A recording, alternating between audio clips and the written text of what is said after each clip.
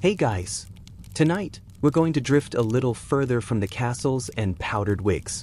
We're setting out somewhere warmer, slower, and somehow even more hypnotic. So, dim the lights, loosen your shoulders, and let's take a long, sleepy voyage across the Pacific. This is the story of how Polynesian navigators read the ocean like a map, long before compasses, charts, or GPS apps that tell you to turn left at the coral reef. These were the sailors who crossed thousands of miles of open water using only the stars, the swells, and the behavior of birds. They didn't have iron tools, clocks, or sextants. They just had patience, memory, and an unsettling willingness to be surrounded by endless blue for weeks on end. Now, before we set sail, let's get something clear. Polynesia isn't one small group of islands. It's a triangle, a ridiculously big one. Imagine one corner sitting around Hawaii, another around New Zealand, and the last somewhere near Easter Island. Everything inside that vast space, thousands of islands and atolls, belong to the same oceanic world. That's a lot of swimming or paddling or whatever form of "I hope we don't die out here" transport they used. And somehow, these people managed to crisscross all of it. They didn't just drift. They knew where they were going. And that's the part that keeps historians suspiciously squinting at each other. So, let's start at the beginning, with a canoe, a few confident navigators, and an ocean that somehow told them everything they needed to know. The first thing you need to understand is that to a Polynesian navigator, the ocean wasn't empty. It was basically the opposite of empty. To European explorers, the Pacific was this endless nothingness. Just waves and more waves until someone panicked and started writing letters to God. But for Polynesian navigators, the sea was covered in invisible roads. There were signs everywhere, patterns in the swells, streaks in the clouds, the flight paths of seabirds, and even the shade of the water. They could read all of it, calmly, as if the ocean had printed directions just for them. The technical term for this is wayfinding.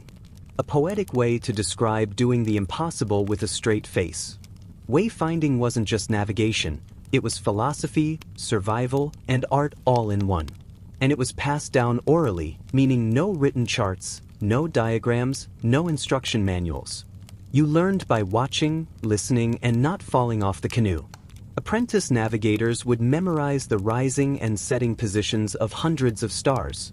They'd learn how to feel the direction of the waves. Not just see them, but feel them through the boat's movement, through their knees and bones. Because apparently, the ocean could tell you north or south if you just paid enough attention. Meanwhile, most of us can't even tell which direction our car is facing after one U-turn. They also memorized something called star lines. Think of them as constellations with a purpose, each one marking a direction, a seasonal route, or a clue to a specific island. The stars weren't just pretty, they were literally the map grid. And that grid was kept entirely in human memory. There were no notebooks because paper doesn't do well at sea. There were no backup copies because the cloud wasn't invented yet, and even if it was, it would have been a literal cloud and not very reliable. So, everything lived in the heads of navigators, trained to recall entire hemispheres of ocean detail, like a walking atlas who also happened to be good at fishing.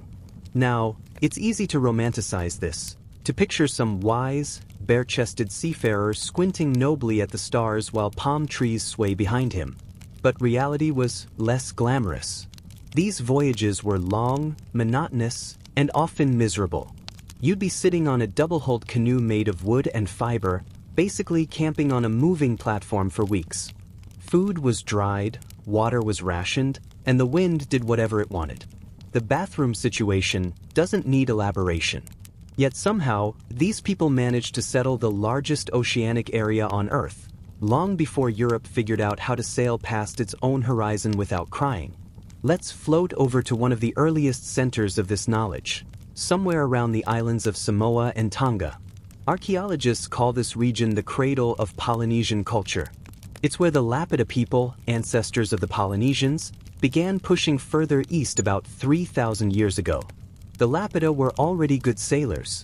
They had canoes with outriggers, they built their own sails, and they loved pottery. Seriously, they left more decorated pots than a coastal IKEA. But more importantly, they had the curiosity gene. At some point, someone looked at the horizon and thought, let's go there, despite having no idea what there was. And that's kind of the whole Polynesian story. An entire civilization built on the world's longest game of what's over there? They kept moving east, to places like the Cook Islands, then further to Tahiti and the Marquesas, then even further to the farthest dots in the sea. Each time, the journeys got longer and riskier. Each time, the navigators had to trust their reading of the ocean just a little more. And apparently it worked. By around the year 1000 CE, Polynesians had reached nearly every habitable island in that triangle, including Hawaii in the north and Easter Island in the southeast. That's roughly the equivalent of Europeans crossing from Portugal to Siberia using only vibes and star positions. Now, one of the reasons this story is so impressive is because, for centuries, no one believed it. When Europeans finally stumbled into the Pacific in the 16th and 17th centuries, they couldn't believe the local people had actually navigated there on purpose. Clearly, they must have drifted by accident, right? Because heaven forbid someone not European invented ocean travel. Captain Cook, to his credit, was one of the first to realize how wrong that was. When he met a Polynesian navigator named Tupaya in the 1760s, he was stunned. Tupaya could draw, from memory, a map of hundreds of islands spread across thousands of miles, all relative to each other, all accurate. He could name islands Cook had never heard of, describe their sailing directions, and tell which stars you'd follow to reach them. Cook had compasses, charts, and mathematical instruments. Tupaya. And that was enough. The two of them traveled together, which was probably awkward, a British naval captain and a Polynesian priest navigator trying to agree on directions while pretending they both weren't judging each other's maps. Tupaya died before he could return home, but his knowledge made a point that Europeans couldn't ignore anymore. Polynesians had been exploring, mapping, and thriving across the Pacific long before anyone else showed up with metal ships and entitlement. Now, how exactly did they do it? That's where things get even more fascinating, in that slow, soothing kind of way. Let's start with the waves. In the middle of the ocean, swells don't just move randomly, they travel in patterns, often caused by distant winds or storms. A trained navigator could tell which way those swells were moving. If one swell direction stayed consistent for days, that told them where the main wind belt was. If another set of waves crossed over it, that might hint at nearby islands, because islands reflect waves, creating a subtle, bounce-back pattern. Imagine standing on a canoe and feeling a double rhythm, one set of swells going one way, another set rippling back. That was the ocean whispering, "Land's that way." They could also read clouds. Certain types of clouds form only over islands, because of how land affects moisture and air currents.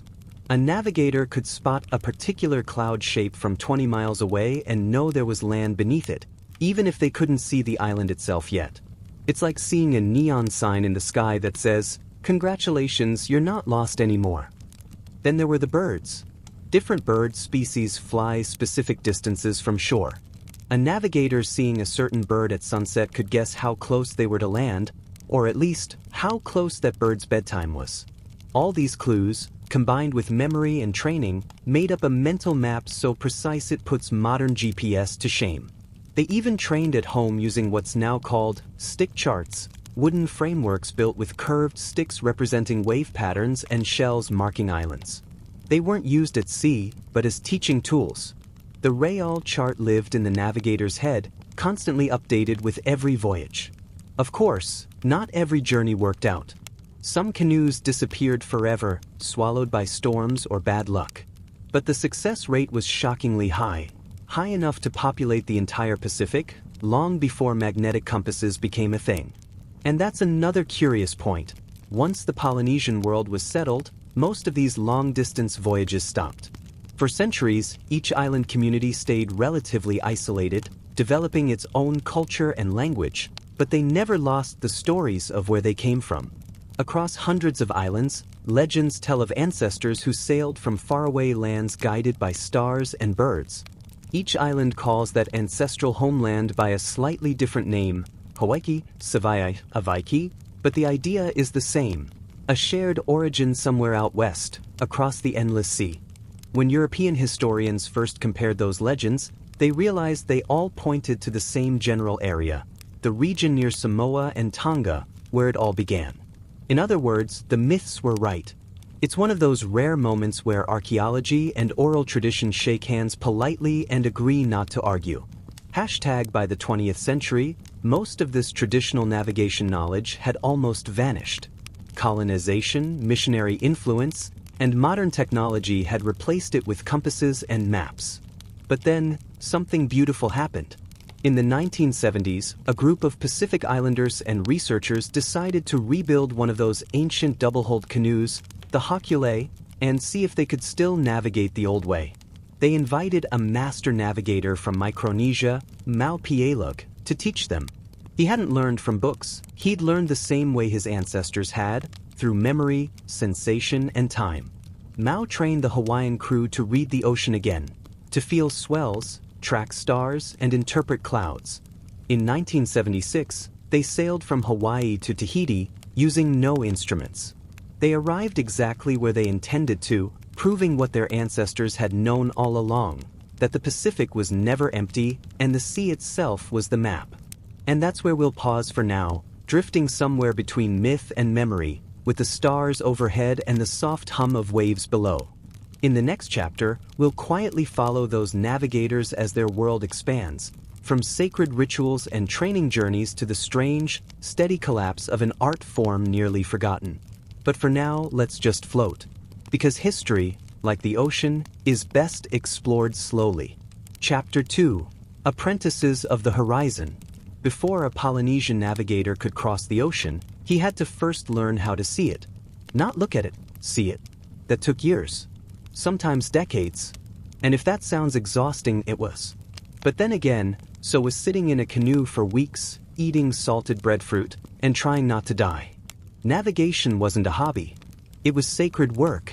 In many island societies, wayfinders held the same status as priests or chiefs. They weren't just sailors. They were keepers of cosmic secrets, the ones who knew where home really was, even when home was invisible beyond the horizon. Training began early. A child might be chosen because of a family lineage, a father, uncle, or grandfather already known for his navigation skills. Or sometimes, the village elders simply noticed a quiet, observant kid who spent a lot of time staring at clouds and thought, yes, that one seems ready to be traumatized by the ocean. Apprentices were taught in ways that would make modern education theorists cry. There were no notes, no diagrams, no study materials. Everything was done through repetition, observation, and long periods of silence. Lessons often happened at night, on the beach, under the stars, because if you can't fall asleep to a lecture, at least the view should be nice. A master navigator would point to stars as they rose or set, calling them by name, explaining how their seasonal positions marked directions. Each star had its own story, its own role in the grand map of the heavens. Over time, an apprentice memorized hundreds of them, not as isolated points, but as patterns forming invisible highways. It wasn't enough to know that Sirius was bright or that the Southern Cross tilted south. You had to know when each star appeared, how high it rose, and where it sank below the horizon. Every movement meant something. Every shift in light whispered a direction. It's like if you had to memorize Google Maps, all of it, but it kept changing every night. Then came the sea training. This part separated the truly patient from the merely optimistic. Navigators spent days lying flat in canoes with their eyes closed. No, not napping, though that would have been tempting, feeling the rhythm of the swells. They learned how to tell north from south based on the pitch and roll of the boat. To them, the sea had texture, layers. Each swell type had its own personality. There were main swells, long, deep, slow-moving waves driven by trade winds far away, and secondary ones, the chaotic leftovers of nearby breezes or storms. A skilled navigator could feel 2, sometimes 3 different swell directions at once. He could tell if one set of waves had been bouncing back off land, even if the island was over the horizon. It's a kind of sensory multitasking that most of us lost around the same time we started relying on our phones to tell us when to breathe. The training wasn't glamorous. Apprentices often went days with little food or comfort, soaking in salt water and monotony. But through that endless repetition, they built a mental connection to the ocean's pulse. It was slow learning, not about memorizing facts, but about becoming fluent in movement itself. Some islands formalized the process with rituals and hierarchy. In the Carolines, to the west of Polynesia, navigators belonged to special schools called Palu Europau, the houses of learning. In places like Satawal, a small island that somehow produced more master navigators than it had palm trees, the knowledge was guarded and sacred. Mau Pielug, the same navigator who later helped revive Polynesian wayfinding in the 20th century, came from one of these lineages. He trained from the age of 5. His grandfather taught him to memorize hundreds of stars and feel the sea's motion by floating for hours in a canoe, eyes closed, listening to waves like a heartbeat. By the time Mao was a teenager, he could name every star in the night sky visible from his island and tell, by touch alone, when a reef was near. It wasn't mystical. It was deeply empirical. Generations of careful observation, stored in the most reliable recording device available at the time, the human brain. In Polynesian societies, navigators often held both practical and spiritual authority. They weren't just guides, they were mediators between people and nature. Before a voyage, rituals were performed to ensure harmony between the crew, the sea, and the gods. Canoes were blessed, offerings were made, and songs were sung, because in case you hadn't noticed, singing to the ocean was cheaper than insurance. The star maps themselves were sometimes considered sacred songs, chants that encoded navigational data through rhythm and repetition. A navigator might recite hundreds of verses naming stars, islands, and sea routes in sequence, forming what anthropologists later called star chants. To outsiders, they might sound like poetry or prayer. But to navigators, they were data, rhythmic GPS coordinates you could hum under your breath while steering.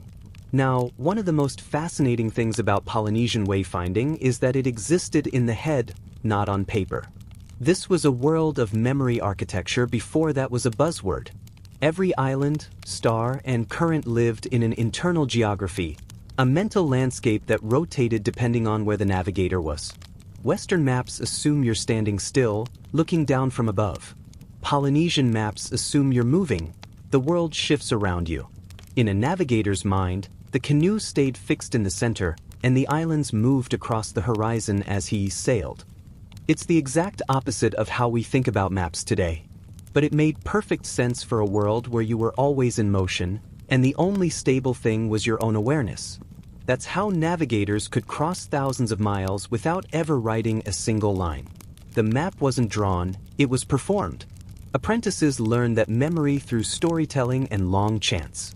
Each island chain had its own way of preserving the routes. In the Marshalls, navigators used teaching tools called rebelib, those stick charts made from curved palm ribs tied together with coconut fiber. They weren't literal maps, they were mnemonic diagrams. Each curve represented a wave pattern. Shells marked islands. But you couldn't read one like a road map. You had to know the sea already. The chart was more like a reminder of something you'd already memorized. In the same way, Polynesian star compasses weren't drawn but sung, recited, embodied. When an apprentice became a master, it wasn't because he could repeat the stars by name. It was because he could use them, sense them as extensions of his own orientation. That kind of expertise doesn't happen in a week-long workshop. It took decades of voyaging, failure, and repetition. The ocean, as they say, has no mercy but infinite patience. Every navigator also had to be an astronomer, meteorologist, oceanographer, and, occasionally, therapist. Voyages required constant adaptation. If clouds blocked the stars, he switched to wave reading. If the wind shifted, he adjusted sails and recalculated the route. If morale dropped, which, let's be honest, it often did, he had to keep everyone calm while pretending not to notice that half the crew thought they were lost. Voyaging wasn't fast, either. Depending on weather and destination, it could take weeks or even months. Navigators had to ration food, anticipate currents, and time their arrival to avoid storm seasons. Their decisions could mean survival or starvation. So, yes, Being calm was part of the job description. In many oral histories, successful navigators are described as quiet, patient, and almost unnervingly composed, the kind of people who could sit in the middle of a typhoon and say, "Let's wait and see what the waves have to say about this." Training also included learning to read birds. Different species had different habits, and a navigator memorized them like old friends. For example, the white tern, known as manuoku in Hawaiian, rarely lands on water. If you saw it flying out to sea in the morning and returning at dusk, you knew land was about a day's sail in that direction. Other birds, like frigate birds, could travel long distances but still gave clues by their flight patterns. Watching birds became like watching a conversation between the sky and the sea, subtle, continuous, and oddly personal. Even cloud colors mattered. A greenish tint near the horizon might signal shallow water reflecting through vapor. A dark underside could mean a distant island or atoll. Navigators noticed all of it, details most of us would miss while complaining about sunscreen. Some training stories verge on myth. There are tales of navigators who could sense islands beyond the visible horizon, not because of magic, but because they noticed how the light of dawn bent differently when land disrupted the air currents far ahead. That's not superstition, that's physics disguised as intuition. Western observers often didn't believe it. In the 19th century, missionaries and explorers dismissed these skills as luck or folklore. It wasn't until modern experiments, like the voyages of the Hoculae, that science started catching up to the truth Polynesians already knew. Pattern recognition, honed over centuries, can look a lot like supernatural foresight. In some societies, navigators were also healers. The logic was that if you could read the sea, you could read the body. You understood rhythms, breath, waves, pulses, and how imbalance led to trouble. This connection between navigation and healing appears in oral traditions across the Pacific. It's a gentle reminder that to them, knowledge wasn't divided into neat academic categories. Everything, the sky, the sea, the body, the spirit, flowed together like tides. It's almost poetic if you ignore the part where everyone was constantly damp. The relationship between master and apprentice was intimate and lifelong. Many trained under the same teacher for decades.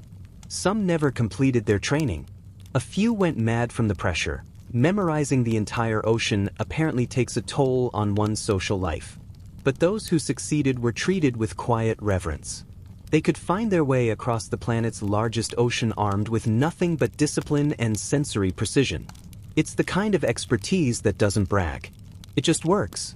When you read old Polynesian legends, navigators often appear as serene, almost detached figures, not heroes in the Western sense, but calm presences who keep balance between chaos and order. They don't conquer the sea, they negotiate with it.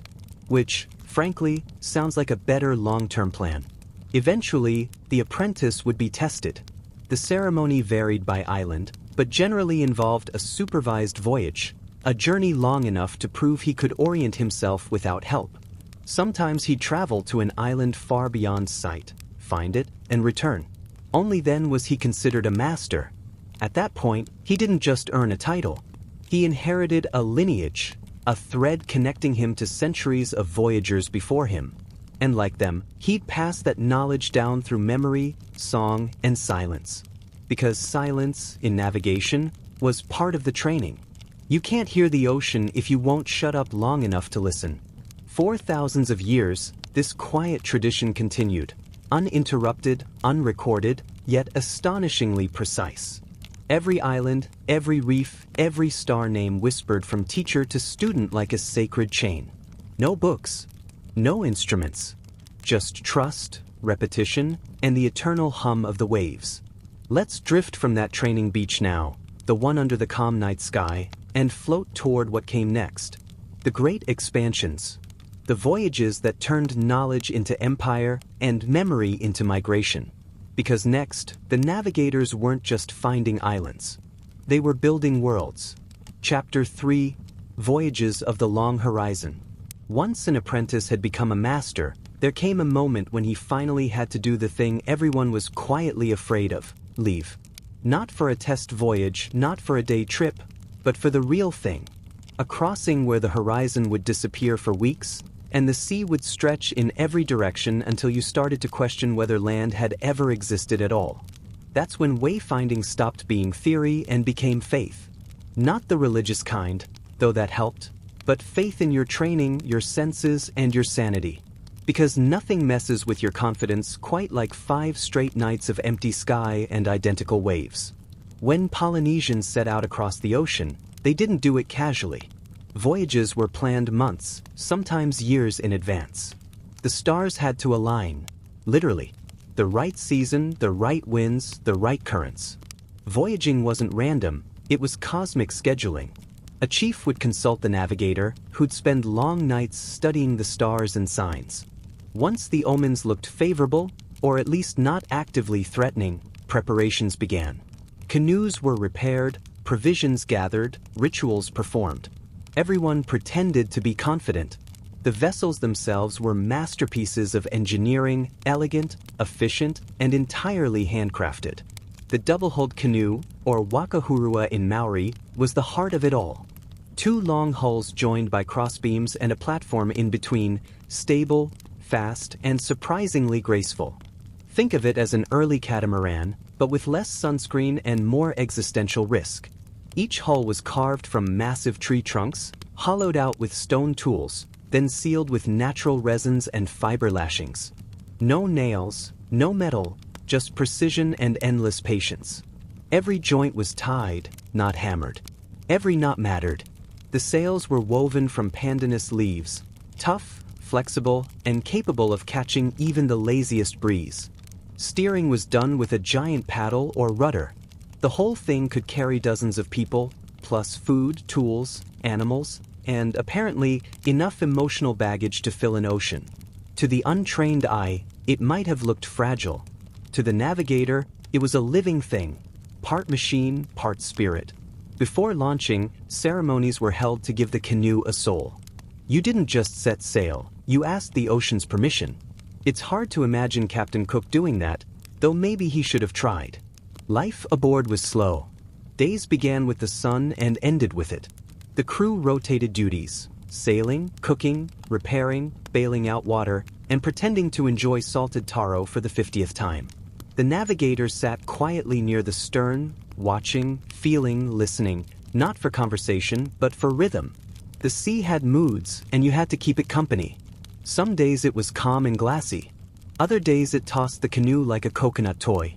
Either way, no one complained too loudly. You didn't want to upset a thing that could swallow you whole. At night, when the sky was clear, the stars came alive. Each star path was a guide, rising at one point on the horizon, setting at another. The navigator would fix one star in his mind and keep it aligned with a point on the canoe's frame. That star was the steering star. When it dipped below the horizon, another took its place. Like a celestial relay race, one constellation handed you off to the next, all the way across the ocean. If clouds rolled in, you switched to wave reading. If both sky and sea turned confusing, which happened often, you watched birds or waited for the wind to shift. Every clue mattered.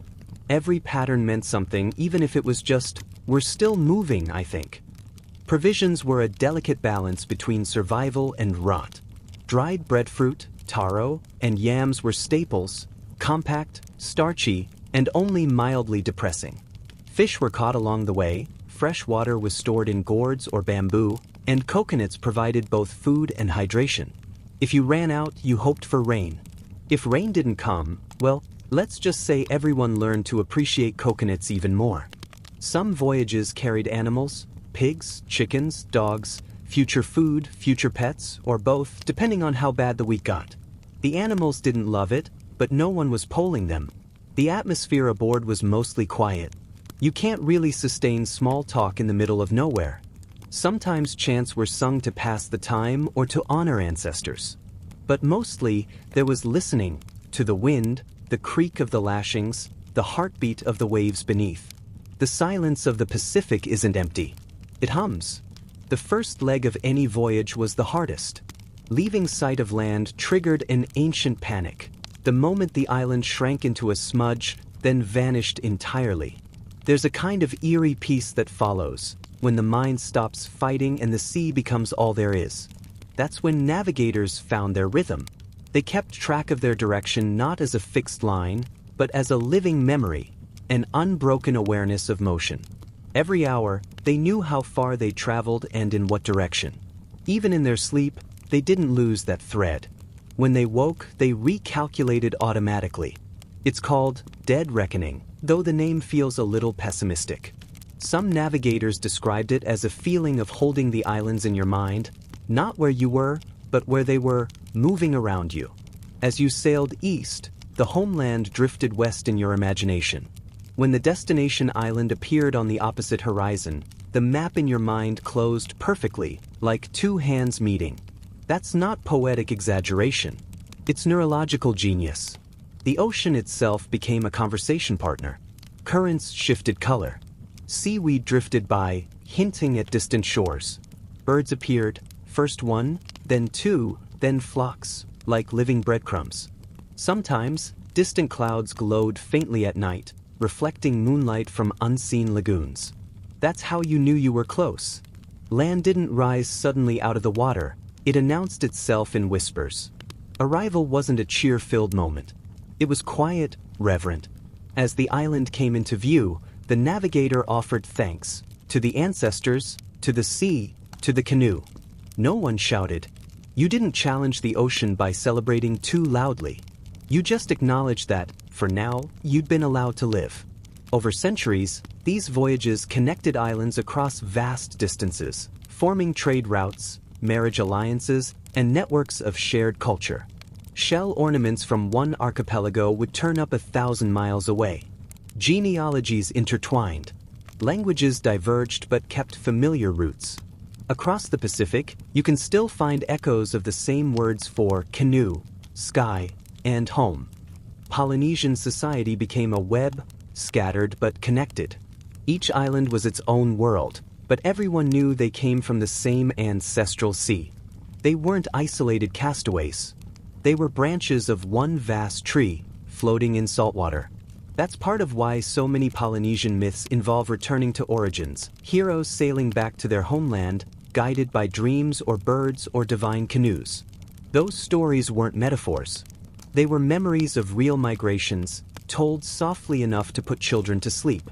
Some voyages were deliberate colonizations. A chief might send out a group to find new islands, either because of overpopulation, ambition, or, let's be honest, political drama. There's always been something universal about people saying, you know what?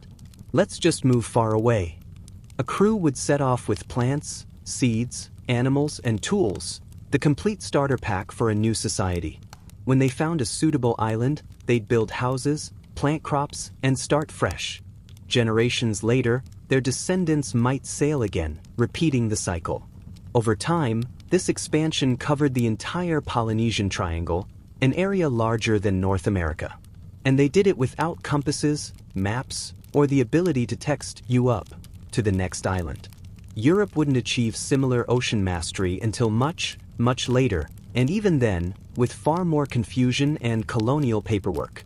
We often forget how mentally demanding this kind of travel was. Navigators had to remain alert for weeks, recalculating constantly. They couldn't daydream or zone out. Every wave was data, every bird a variable.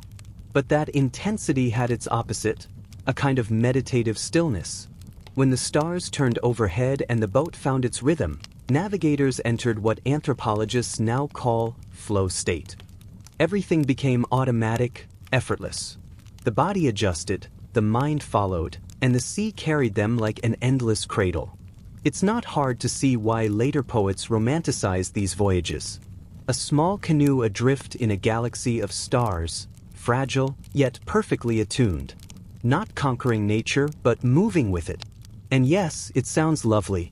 But also remember, everyone smelled terrible. The return voyage was just as intricate. You couldn't simply turn around. Currents, winds, and seasons changed constantly. Navigators had to account for all of it, timing departures with almost obsessive precision. Sometimes, they left markers or carvings on islands to signal later travelers. A special stone might mark where a canoe landed. A sacred grove might commemorate a voyage's end. History wasn't written in ink, it was written in geography. That's why Polynesian oral traditions are full of place names tied to ancient journeys, bays named for arrivals, hills named for ancestors who watched the sea. Every island is, in a sense, a history book carved by wind and memory. One of the strangest and most touching details from these traditions is the way navigators thought of home while at sea. Home wasn't just a point of origin. It was a companion that moved with them. In chants and prayers, they'd speak to their homeland as if it were following behind, gliding just below the horizon. That perspective kept loneliness at bay. You were never truly alone on the water if you believed your island was sailing with you. A comforting delusion, maybe, but a useful one. Archaeologists have tried to reconstruct exactly how far these voyagers traveled. The evidence keeps surprising everyone. Stone tools from Samoa found in the Marquesas. Genetic traces linking Hawaiians to New Zealand Maori. Even linguistic patterns suggesting contact between Polynesians and South American cultures centuries before Europeans arrived. Which means, yes, someone might have paddled from Tahiti to Chile before Columbus even learned what a boat was. Whether or not that happened, the capability was there. They had the technology, the stamina, and, most impressively, the confidence. Crossing an ocean was just another Tuesday. What's remarkable isn't that Polynesians could do it. It's that they kept doing it for so long, with so few resources, and so much accuracy. This was navigation without metal, mathematics, or maps. Only memory, rhythm, and an almost stubborn calmness. If you've ever stared at a GPS that rerouted 3 times in 1 minute, you might appreciate their patience. They proved that intelligence doesn't always look like invention. Sometimes, it looks like observation, the ability to sit quietly with a world until it reveals itself. By the time European explorers reached the Pacific in the Age of Discovery, most of the great Polynesian migrations were long over. The islands had grown distinct, with their own languages and gods. But the knowledge remained dormant, whispered, encoded in stories. And though outsiders often dismissed those stories as myths, they were maps. Maps disguised as lullabies. Maps that worked. The Polynesians had already mapped a third of the planet, not with ink or parchment, but with the calm, enduring attention of the human mind. Let's drift there for a while, between stars and swells, in that silent moment before land appears. Because next, we'll explore the islands themselves, how navigation shaped their cultures, politics, and sense of belonging, and how the ocean wasn't a barrier, but a bridge. Chapter 4. The Canoe Builders, Wood, Faith, and Family Politics.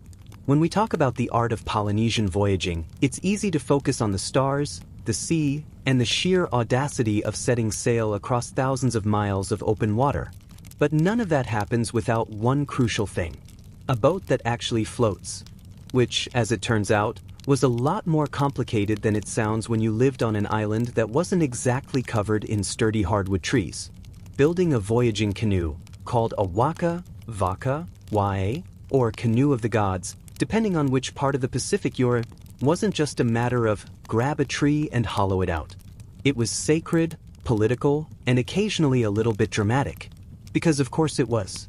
Let's start with the obvious. Trees don't grow tall enough for ocean canoes on every island. Some places like New Zealand had massive kauri trees, basically the skyscrapers of the forest, while others like Rapa Nui, Easter Island, had shrubs. So, canoe building was often a mix of what nature gave you and what the gods would allow. In Hawaii, the process began with the Kahuna Kale Wai, the canoe priest and master carver. His job wasn't just to chop down trees. It was to mediate between the human world and the spiritual one. Before even touching an adze, he'd perform rituals to ask the gods' permission. Sometimes this meant fasting, sometimes chanting, and sometimes waiting days for a sign, which could be anything from a bird's flight to the sound of a falling branch. When the right tree was found, the priest marked it with a special offering, often a pig or a piece of bark cloth, then carved the first cut himself. Only then could the rest of the builders step in. And if you think that sounds like a lot of pressure for a tree, you'd be right. A single mistake was seen as an insult to the gods of the forest. The whole operation could take months, sometimes years. It was done in stages: the felling, the hollowing, the shaping, and then the lashing. Polynesians didn't use metal nails. Everything was lashed together with coconut fiber cord, twisted and soaked for strength. It's one of those details that sound minor but actually tell you a lot, because a well-made lashing could outlast the wood itself. That's how serious they were about precision. But here's the fun part: canoe building was also a deeply social affair. Villages would turn out to help, even if it meant just hauling the hull from the forest to the beach. A journey that sometimes involved hundreds of people pulling ropes, chanting in rhythm, and hoping the thing didn't roll downhill. Which, occasionally it did. There are old stories from Samoa and Tonga where chiefs supposedly, accidentally, let rival canoes crack during hauling.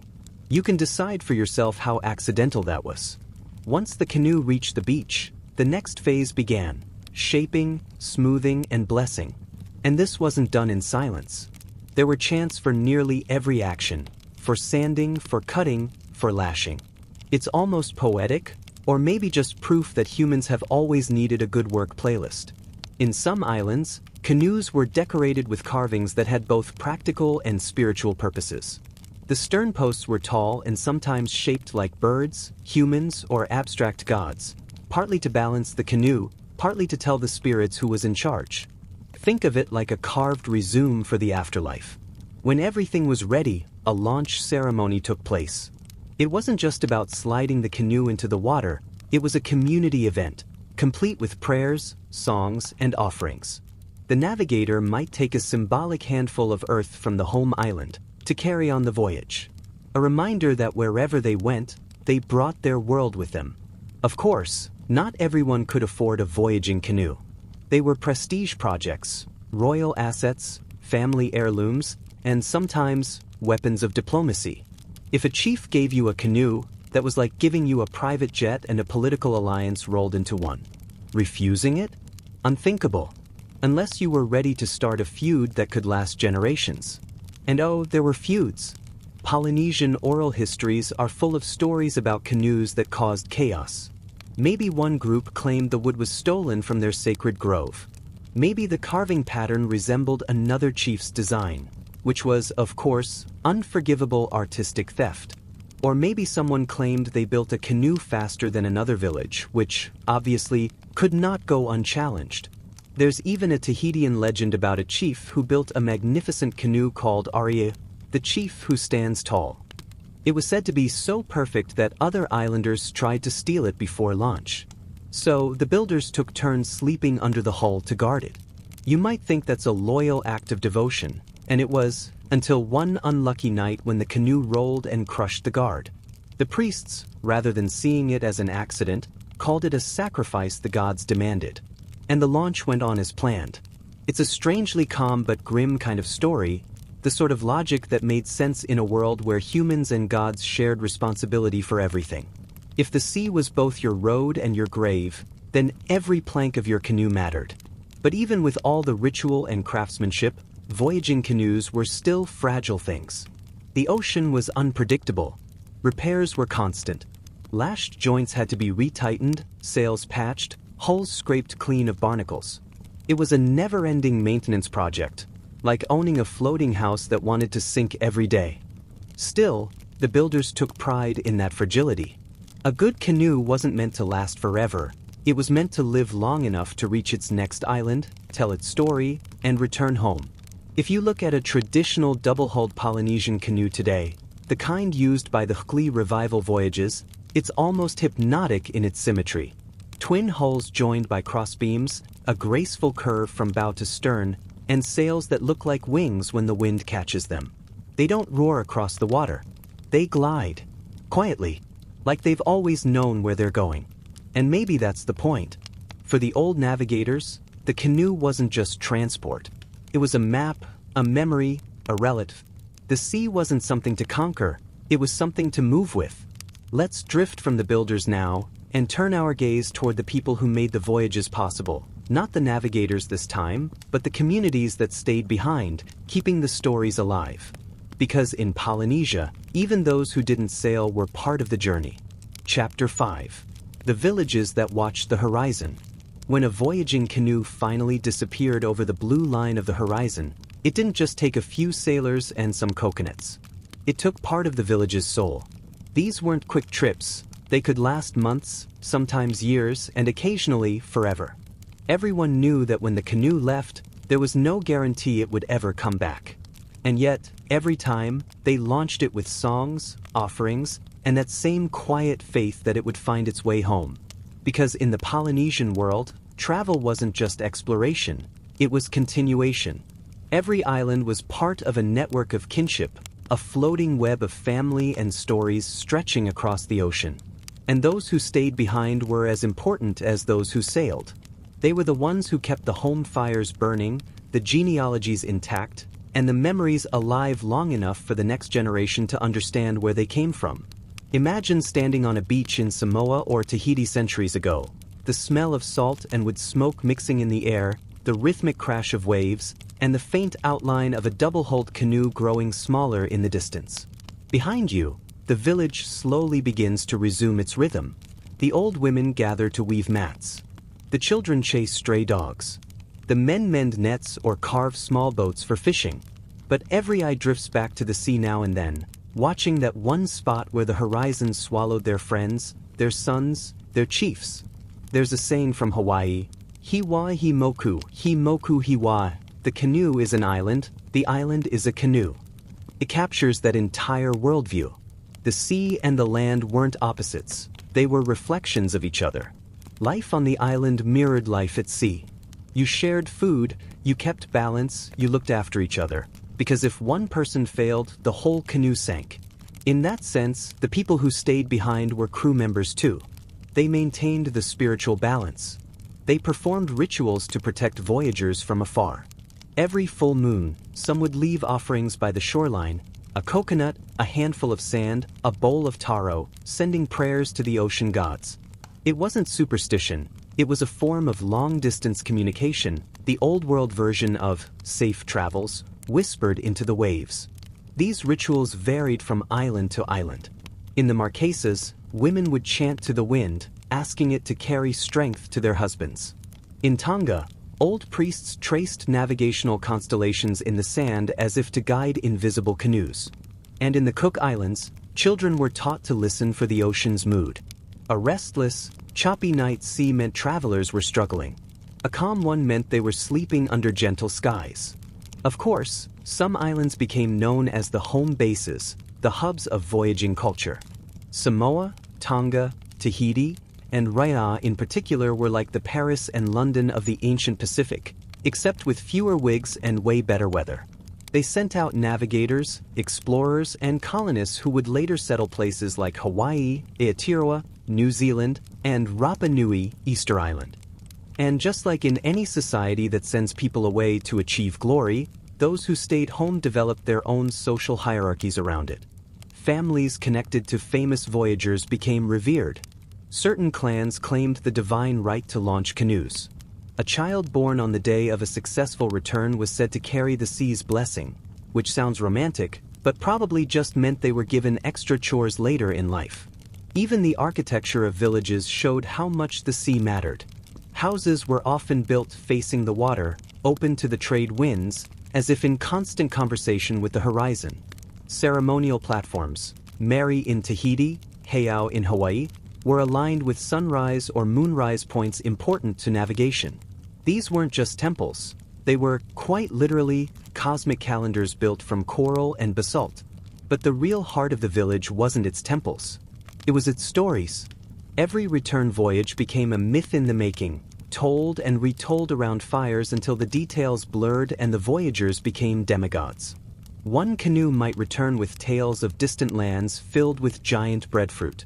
Another might vanish forever, and in time, people would say it had sailed to the land of the dead or found a paradise hidden beyond the stars.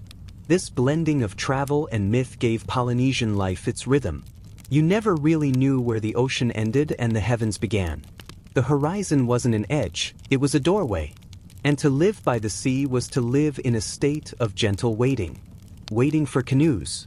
Waiting for news. Waiting for the stars to tell you when to plant, when to fish, when to build, when to dream. It's a kind of patience that modern life doesn't really know anymore. No instant messages from the next island. No maps. Just the steady faith that your people know how to read the world around them, and that the sea will eventually send your loved ones home. Of course, sometimes they didn't come home. And when that happened, the grief didn't explode, it just settled. Like a layer of mist over the lagoon. Villagers would speak softly of those who were gone, saying they had joined the ancestors across the water. They'd plant a tree near the beach, facing the direction the canoe had gone. That tree would become a quiet memorial, visited, fed with offerings, and spoken to as though it could hear. Centuries later, anthropologists would arrive and catalog these customs, calling them ancestor worship. But that misses the point.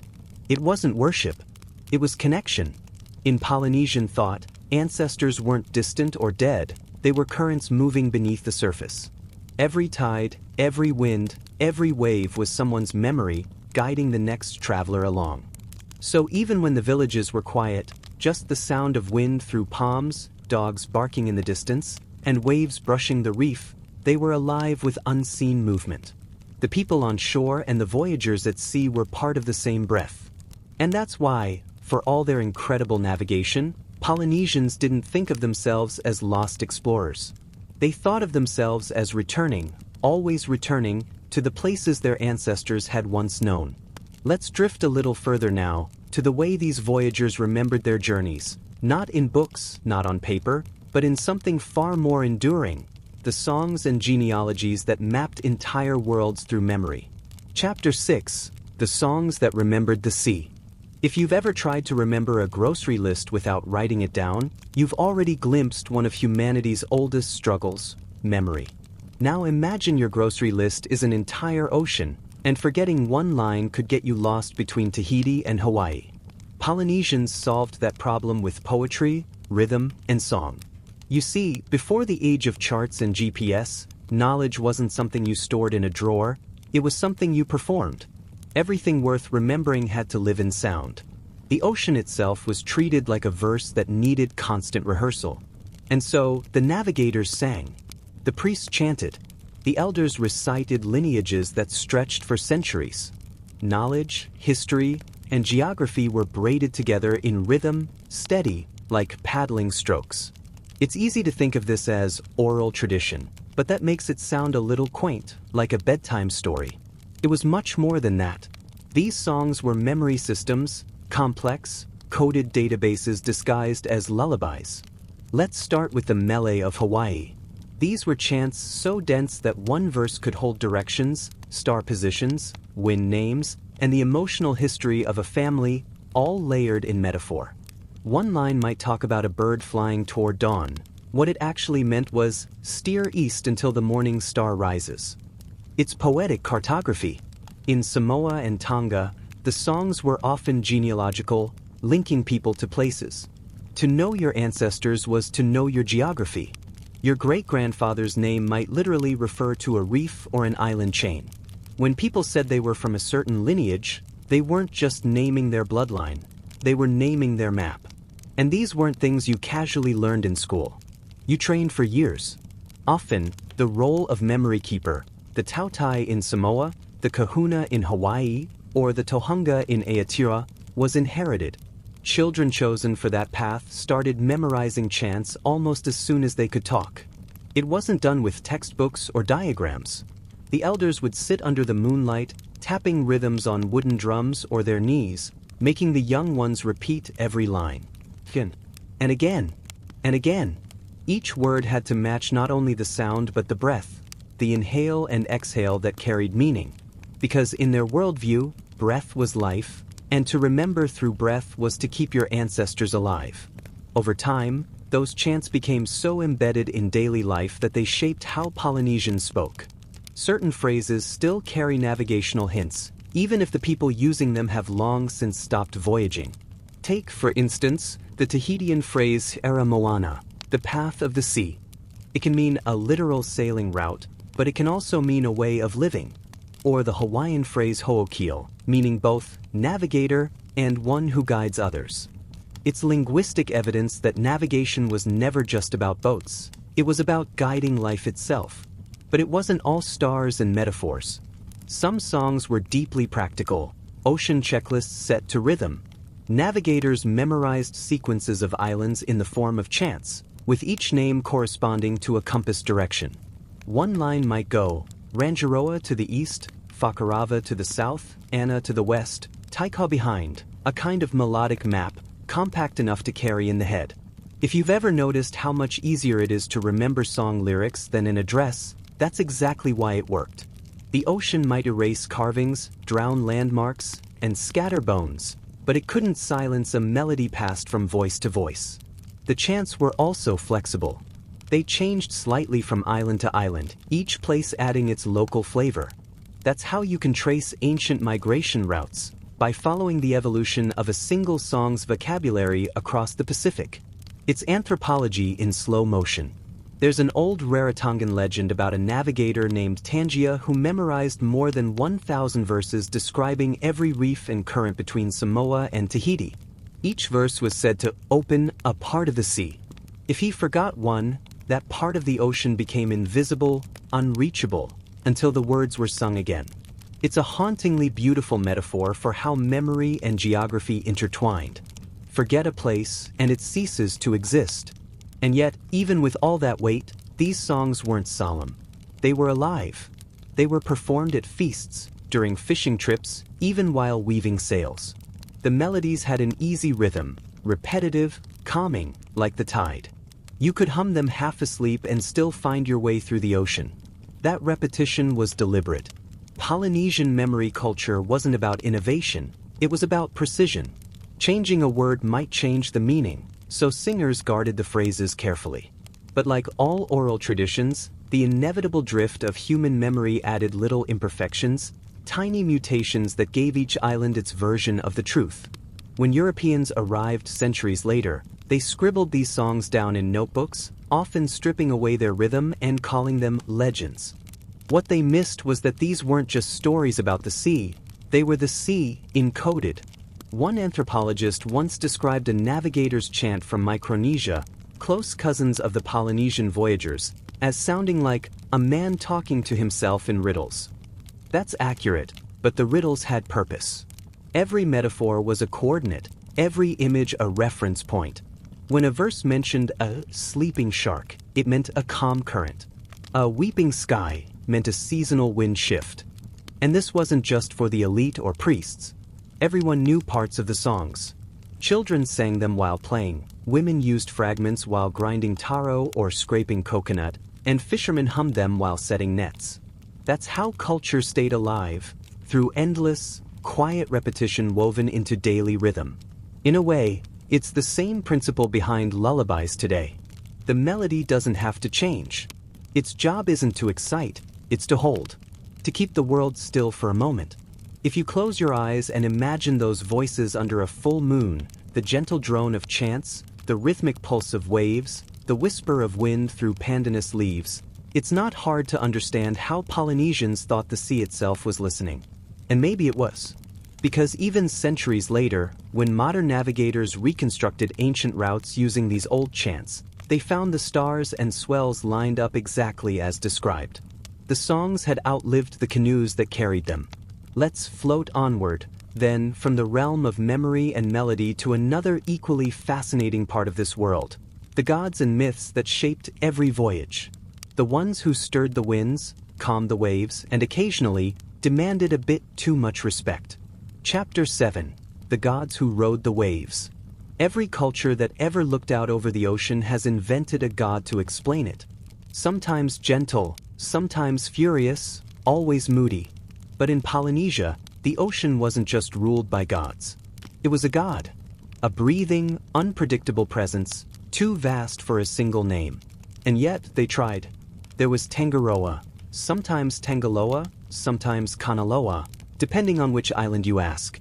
He was the ocean itself, creator, destroyer, fisherman, and stormbringer. He was the calm lagoon and the typhoon rolled into one personality. Imagine Poseidon, but less beard and more existential depth. Tangaroa wasn't the sea's owner, he was its pulse.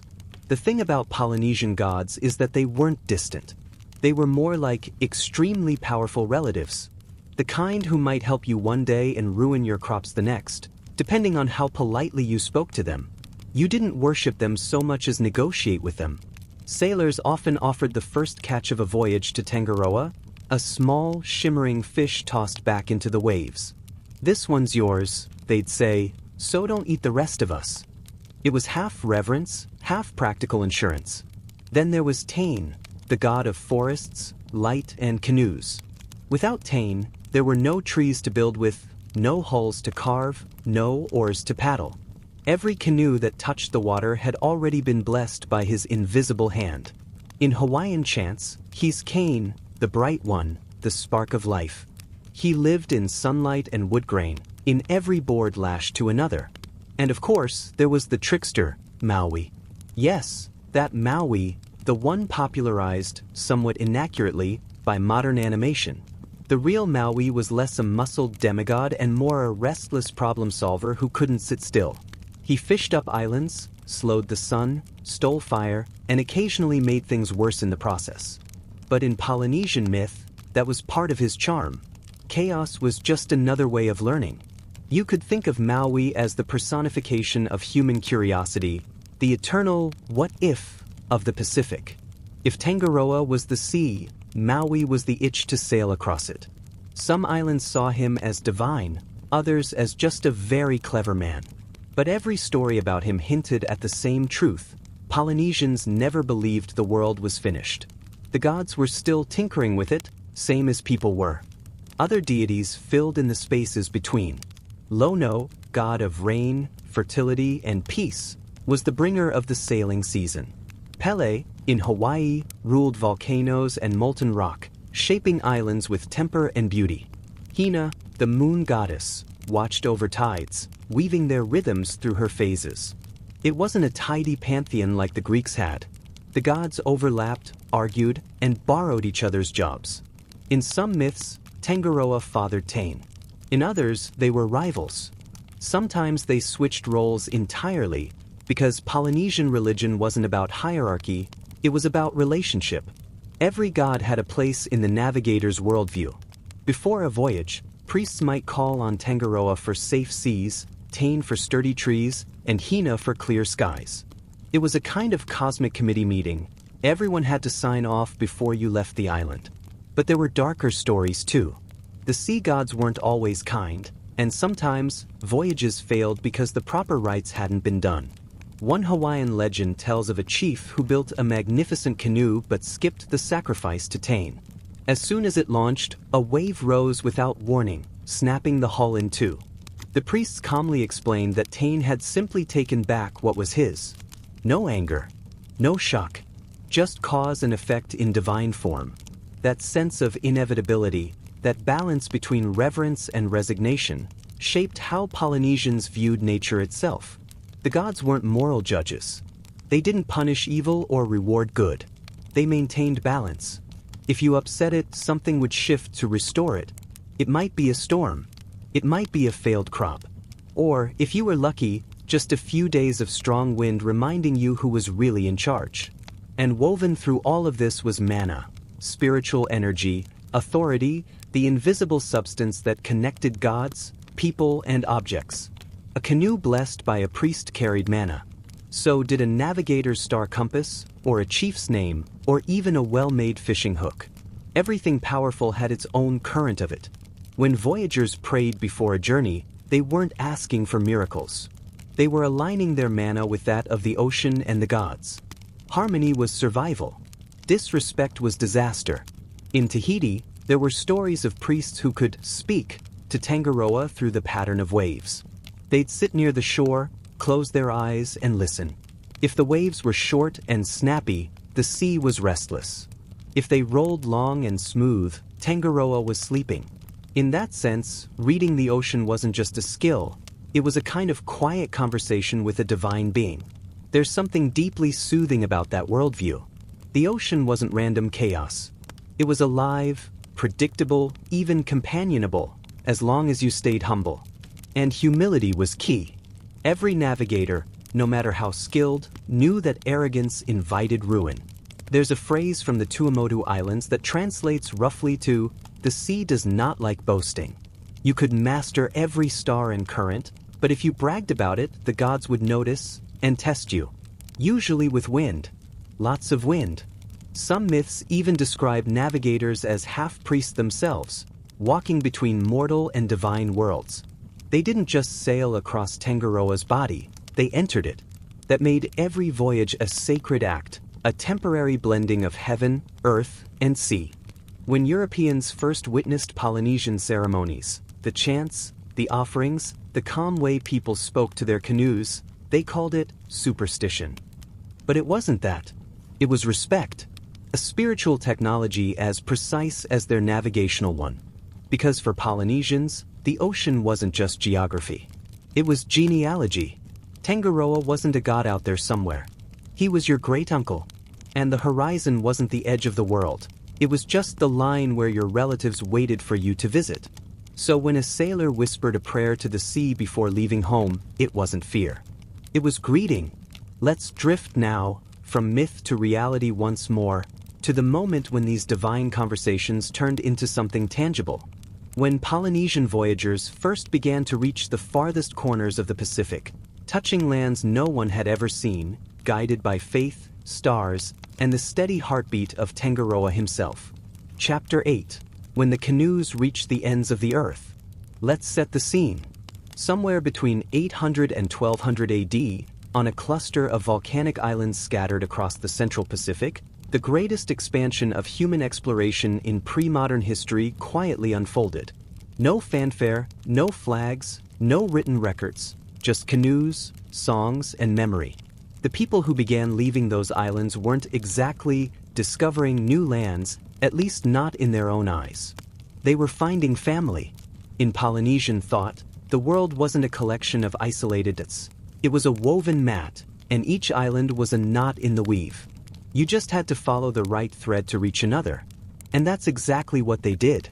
These voyagers left from central hubs like Samoa, Tonga, and later the Society Islands, Tahiti's neighborhood, and began pushing outward. Each journey started the same way, by reading the sea and the sky until both whispered that the time was right. The wind had to be gentle, the stars familiar, and the sea cooperative. They sailed first to the Cook Islands, then farther east to the Marquesas and the Tuamotus, scattered like stepping stones across the ocean. Then to Hawaii in the north, Easter Island in the southeast, and finally the big one, Aotearoa or New Zealand in the far south. In a few hundred years, Polynesian navigators had settled a triangle of ocean roughly the size of North America. And they did it without compasses, without maps, without metal, and without, most astonishingly, losing their minds in the process. The distances were staggering. Between Hawaii and Tahiti, for example, it's about 4,000 kilometers of uninterrupted ocean. That's nearly a month of travel, often with no sight of land. The fact that they not only made that journey but made it back and forth regularly tells you everything about how confident they were in their craft. The double-hulled canoe, the Waka Hurua, or Vaka, was the workhorse of this migration. Each one was part engineering marvel, part floating home. Twin hulls gave stability, platforms provided space for people, food, and animals, and lashings of fiber cord made everything flexible enough to absorb the sea's movements. In modern terms, imagine a catamaran made entirely of trees, plant fiber, and bone tools, then sailing at 2,500 miles without GPS. That's what we're talking about. And the crews weren't random. A typical long-distance voyage might have 20 to 50 people, navigators, steersmen, priests, carpenters, and families. Because when you leave one island, you're not just traveling, you're bringing your future society with you. Chickens, pigs, taro roots, gourds, fire, tools, every essential packed into a floating ecosystem. Polynesian oral tradition remembers these journeys not as conquests, but as acts of restoration, finding the places their ancestors already dreamed of. In the Hawaiian Kumalipo chant, the ocean itself is described as a birthplace, constantly giving rise to new lands. Voyaging wasn't about expansion, it was about continuation. Still, we shouldn't romanticize it too much. Voyages failed. People were lost. The Pacific is not forgiving. When storms hit, canoes could splinter or be pushed hundreds of miles off course. But remarkably, even those accidents sometimes led to discovery. Easter Island, for instance, Rapa Nui, sits absurdly isolated in the southeast Pacific, 2,000 kilometers from anywhere. Yet Polynesians reached it, probably by accident at first, then intentionally afterward.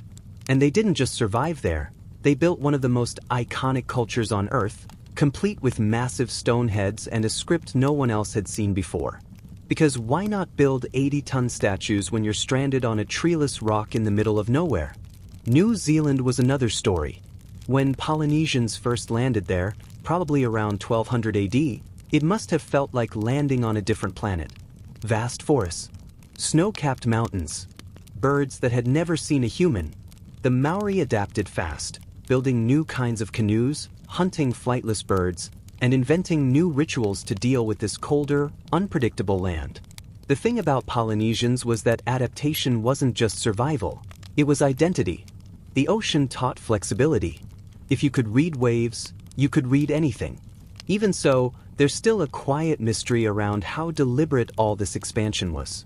Some scholars argue it was systematic, carefully planned exploration across generations. Others think it was more chaotic, people blown off course, then returning home with tales of new lands. The truth, as usual, is probably both. You can almost picture it. One navigator, somewhere in the Society Islands, watching the horizon at dusk. He sees a faint reflection of light in the clouds, a sign of land hundreds of miles away. He stores that detail.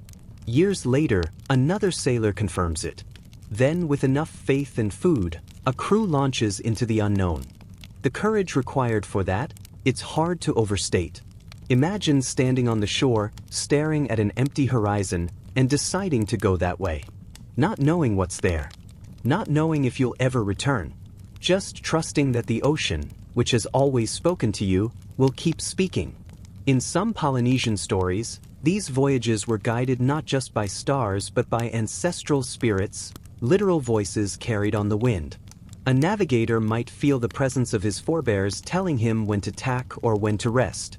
The line between instinct and faith was thin, and maybe that was the point.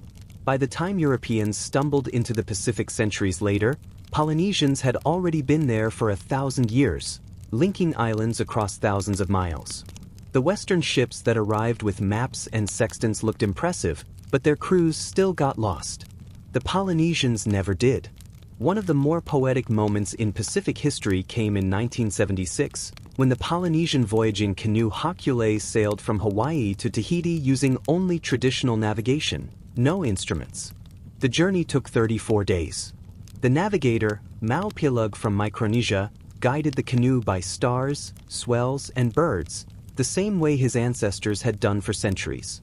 When they arrived in Tahiti, over 17,000 people were waiting on shore to greet them. Tears, drums, chants, a collective memory restored. It wasn't just a voyage, it was a reminder that Polynesian navigation had never been lost. Just quietly waiting to be remembered.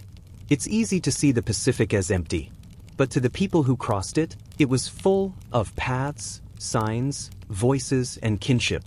Every swell told a story. Every cloud pointed somewhere. The ocean wasn't a barrier. It was the map itself. And perhaps the greatest irony of all is that Western explorers, with all their charts and compasses, still often depended on Polynesian knowledge to get anywhere. Captain Cook, for instance, brought aboard a Tahitian navigator named Tapaya, who could point to dozens of islands Cook's maps didn't even show. When Cook's officers asked how he knew, Tapaya just shrugged and said he could see them, not literally, but in his mind's compass. Cook thought it was magic. It wasn't. It was memory and geometry wrapped in faith. So when we talk about discovery, maybe it's time to adjust the tone. The Pacific wasn't discovered by Europeans. It was introduced to them, politely, patiently, by people who had already been there for 1,000 years, floating across the ocean like they were visiting old friends. Let's glide forward now, to the aftermath, when this world of sails, songs, and ancestral navigation began to meet the restless, metallic energy of Europe. when compasses and colonial ambitions started rewriting maps that had already been written in the waves. Chapter 9. When the compass met the stars. By the time the first European ships nosed their way into the Pacific, Polynesian navigation was already ancient history, in the best way. The maps were memorized, the routes established, the chants perfected. Then, suddenly, here came these enormous floating wooden castles full of confused men holding metal sticks that pointed north. It must have been a strange sight from the shore, pale sailors in wool coats, staring suspiciously at the sky, arguing over which way was west, while islanders stood beside them, quietly reading the waves like morning newspapers. Let's be honest, Europeans were not exactly subtle about their arrival. They named everything after themselves, drew lines across oceans they didn't understand, and wrote journals marveling that savages could possibly navigate better than them. Which, of course, they could. The first major encounter came with the Spanish in the 16th century. They were technically exploring, though most of their energy went into trying to get home without dying of scurvy. They stumbled through the Pacific, sometimes literally missing entire island groups because of poor navigation. To be fair, the Pacific is vast. Really vast. A European ship could sail for weeks seeing nothing but water and doubt. They had compasses and astrolabes, but they didn't have the Polynesian sense of being inside the map. They were on the ocean, not part of it. The Polynesians, meanwhile, navigated as though the islands were moving around them. The ocean was a dynamic grid, alive and changing, but comprehensible. To them, the horizon was full of coordinates. To Europeans, it was just terrifying. When Captain James Cook entered the scene in the late 18th century, things changed a little. Cook wasn't easily impressed, but even he had to admit that Polynesian navigators were, to put it mildly, better at this. Enter Tupaya. Tupaya was a high priest and navigator from Raida, one of the Society Islands near Tahiti. When Cook arrived in 1769, Tupaya joined his crew and immediately became the most competent person on the ship. He could draw maps of island chains stretching thousands of kilometers. He could recite the names and directions of over 70 islands. He could communicate with locals at nearly every stop because Polynesian languages were still interlinked across the ocean. At one point, Cook's officers asked him how he could possibly know where unseen islands were. Tupaya explained patiently that he saw them through the rising and setting of specific stars, through swells, bird routes, and the color of the water. To the British, it sounded mystical. To Tupaya, it was just visit. Cook, to his credit, listened, at least at first. His journals show grudging respect for Tupaya's skill. But later historians realized Cook's crew didn't truly understand what Tupaya was showing them. When Tupaya drew his map of the Pacific, Europeans misinterpreted it as geographically distorted. In reality, it was relational, a star compass in ink. Islands were placed by direction and sailing time, not latitude and longitude. It wasn't wrong.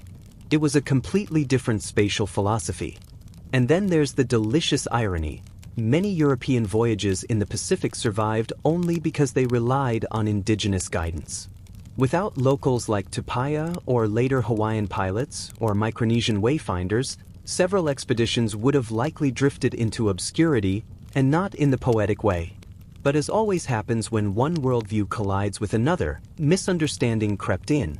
Europeans saw Polynesian navigators as natural geniuses, as if their skill came from instinct rather than centuries of rigorous training. It was the same tone people use when they say dolphins are so smart, flattering but dismissive. The truth was, Polynesian navigation was a scientific system. Empirical, reproducible, a vast body of knowledge transmitted orally and through ritual. You didn't just wake up one morning and decide to navigate. You spent years studying, learning the behavior of birds, memorizing star lines, observing the shape of waves around islands. You practiced reading the subtle shift of clouds over invisible land. Europeans had books. Polynesians had memory. And in a world without paper, memory had to be perfect. When compasses arrived, they didn't replace this system overnight. In fact, for a while, they coexisted. Some islanders adopted the new tools as useful novelties, while others dismissed them as fragile trinkets that couldn't read the wind. After all, a compass might tell you north, but it couldn't tell you which north you were on. The kind of north that came with a specific swell pattern and a star you could hum a song to. There's a quiet, almost melancholy rhythm to this period. You can imagine a Tahitian navigator standing beside a British officer, both staring at the same horizon, both confident they know the way, and both entirely correct in their own frameworks. But as European presence grew, the traditional art began to fade. Colonization brought Christianity, and with it came the slow erosion of sacred knowledge. Navigation schools were shut down, chants forgotten, maps banned as pagan nonsense. By the 19th century, much of Polynesia's deep-sea voyaging had gone dormant. The stars were still there, but fewer eyes were trained to see them. Still, fragments survived. In remote corners, Micronesia, the Caroline Islands, the Marshalls, master navigators kept teaching in secret. Men like Mau Pielug, who would later revive the tradition in the 20th century, learned in that unbroken line stretching back 1,000 years. It's poetic, really. The very thing Europeans thought they'd discovered, the Pacific, had already been fully mapped by people who never needed paper. And when the Western world finally realized that, it was centuries too late to fully grasp how it worked. There's a story from Cook's second voyage that sums up the cultural gap perfectly. His ship was anchored near Tonga when a local chief asked to see the compass. Cook proudly explained how it always pointed north. The chief nodded, unimpressed, and said, "That's fine, but what does it do when the wind changes?" To him, direction wasn't fixed, it was relational. The sea, the sky, and the canoe were always moving together. North was not a line, it was a situation. The European sailors laughed politely. The chief probably didn't care. He already knew they'd never quite understand. By the early 19th century, Western maps of the Pacific were filling in, but the old Polynesian ones, the ones made of song and starlight, were fading from memory. Still, if you stand on certain beaches at dawn, you can see how it all made sense. The horizon isn't empty. The clouds are whispering. The swells are lined up like text on a page. The ocean is still reading itself. And somewhere, beneath the hum of outboard motors and GPS satellites, you can almost hear the ghost of a chant, steady, low, reminding the waves who they are. Let's drift into that quieter time now, when the chants were almost silent, but not gone. When the last master navigators held the stars inside their memories like sacred fire, waiting for someone to ask again how to find the path home. Chapter 10. The Last Navigators.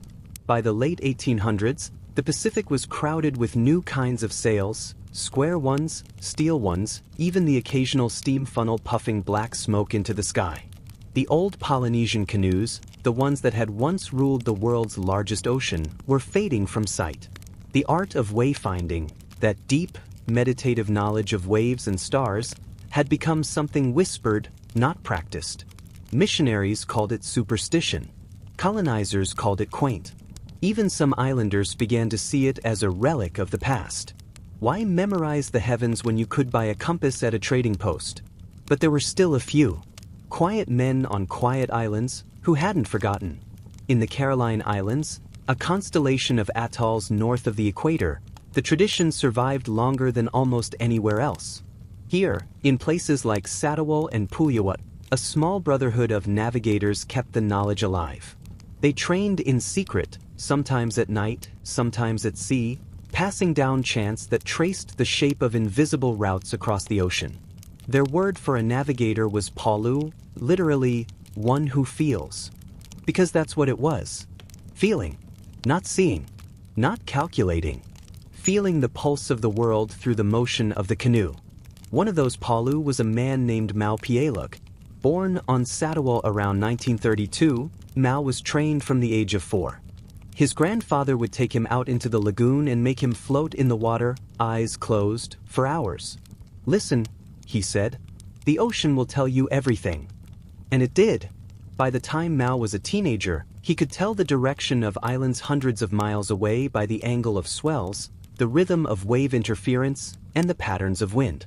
He learned more than 100 star paths, itek, each a thread connecting one island to another. When Western sailors arrived with their charts, Mau didn't mind. He simply found them amusing. He once said, "You have maps on paper. I have maps in my head." But he also knew his world was changing. Younger islanders were being sent to missionary schools. English replaced the old navigational language. Ceremonies stopped. The sea was becoming something people crossed on ferries, not canoes. By the 1970s, Mao realized he might be one of the last who could still do it the old way. And then, strangely enough, help came from far away, from Hawaii. In the early 1970s, a group of Hawaiian scholars and activists began trying to revive their lost culture. They wanted to prove something radical, that their ancestors had been capable of deliberate, long-distance navigation, not just lucky drift voyages as some Western historians still claimed. To do it, they decided to build a traditional double-hulled canoe. They named it Haku'ule, Star of Gladness. There was only one problem. No one in Hawaii still knew how to navigate the old way. So they went searching. Through Micronesia, through whispered connections, through people who still remembered someone who remembered someone. Eventually they found Mao. When they asked if he would teach them, he hesitated. He had been taught never to share sacred knowledge with outsiders. But he also saw something in them, sincerity, maybe, or desperation. He agreed on one condition, that they listen. Really listen. And they did. In 1976, Haku'ule set sail from Hawaii to Tahiti using no instruments. No compass, no sextant, no radio. Just stars, swells, birds, and Mao's calm voice. The voyage took 34 days. The world held its breath. People expected disaster. Instead, the canoe arrived in Tahiti to a reception of 17,000 cheering islanders. A celebration that felt half like a reunion, half like a resurrection. The crew wept. Mao, as always, was composed. "I told you," he said simply. "The ocean remembers." That voyage sparked something. Across Polynesia, people began to look at the sea differently again. The Haku'ule became a symbol, not just of navigation, but of identity. Other canoes followed, Hikianalia, Te Orere, Efeafate. Each one built in the old way, each one carrying a generation that had grown up believing those ways were gone. Mao kept teaching until his death in 2010.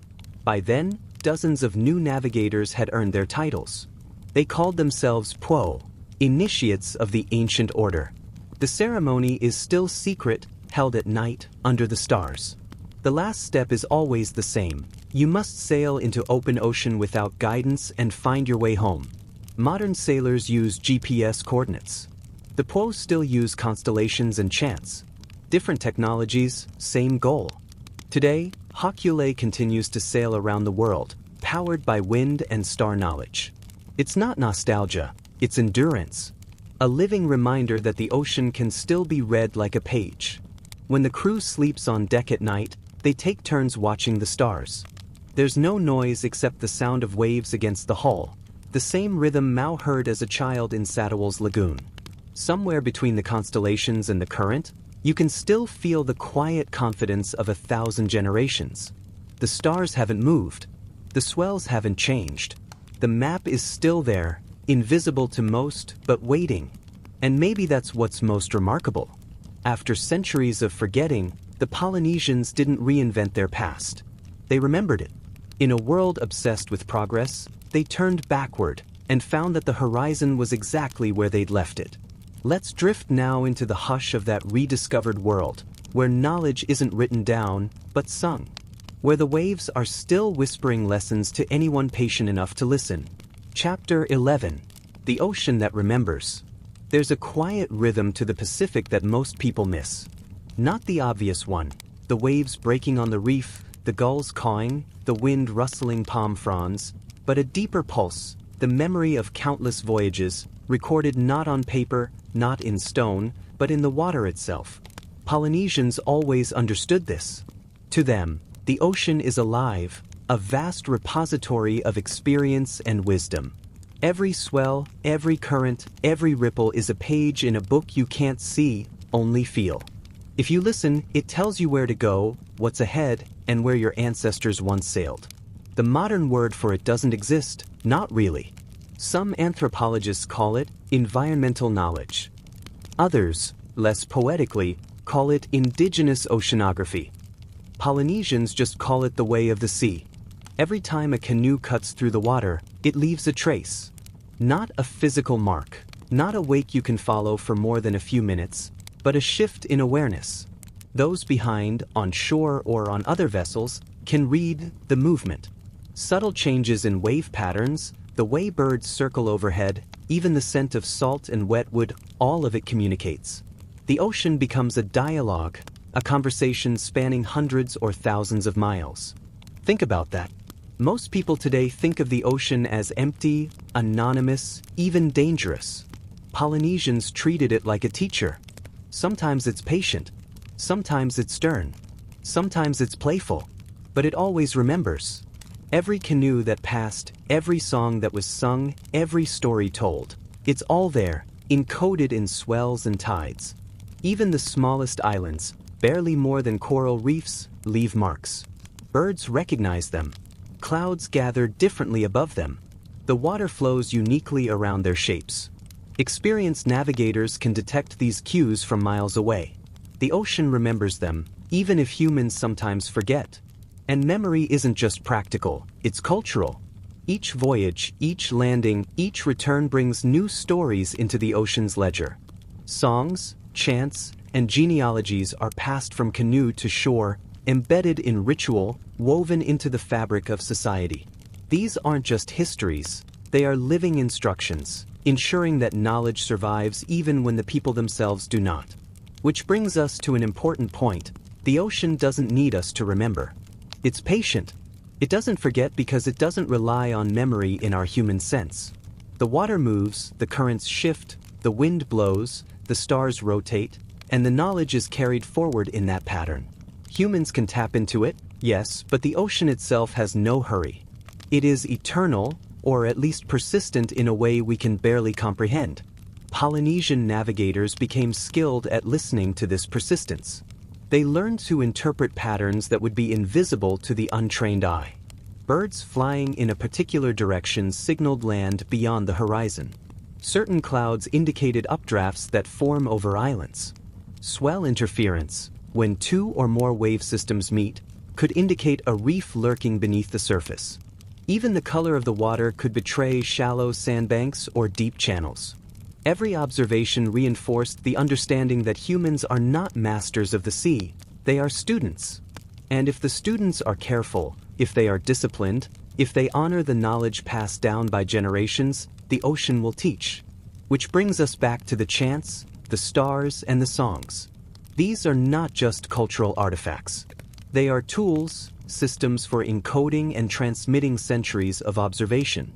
Each melody is tied to a route, each verse aligned with a star path, each pause corresponding to a wave pattern. The ocean speaks, and the songs are a language to translate it. Even today, modern navigators studying these methods are often astounded. They can verify that the advice embedded in chants is accurate. Wave patterns, star positions, bird behaviors, all these cues remain reliable. The ocean remembers, and those who know how to listen can still follow the old paths. It's remarkable to realize that, across thousands of miles, no one wrote down a single map, yet the voyages were precise, repeatable, and survivable. The memory exists not in books or charts but in human minds, trained over years, in dialogue with the living ocean. And here's the poetic truth. In a world filled with GPS satellites, digital charts, and instant data, Polynesian navigation reminds us that memory can be far more than storage. It can be intimacy, connection, a rhythm that ties humans to stars, waves, and each other across time.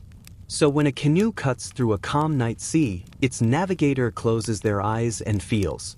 The swell moves beneath them, the stars trace invisible lines across the sky, birds cry in the distance. Each signal carries weight, each ripple is a lesson.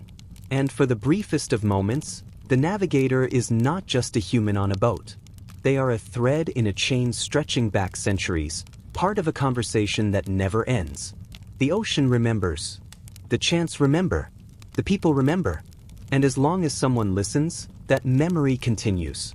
Let's drift now, gently, into another layer of this remarkable world, the plants, animals, and objects Polynesians carried across oceans to sustain life and culture on islands that were often barely habitable.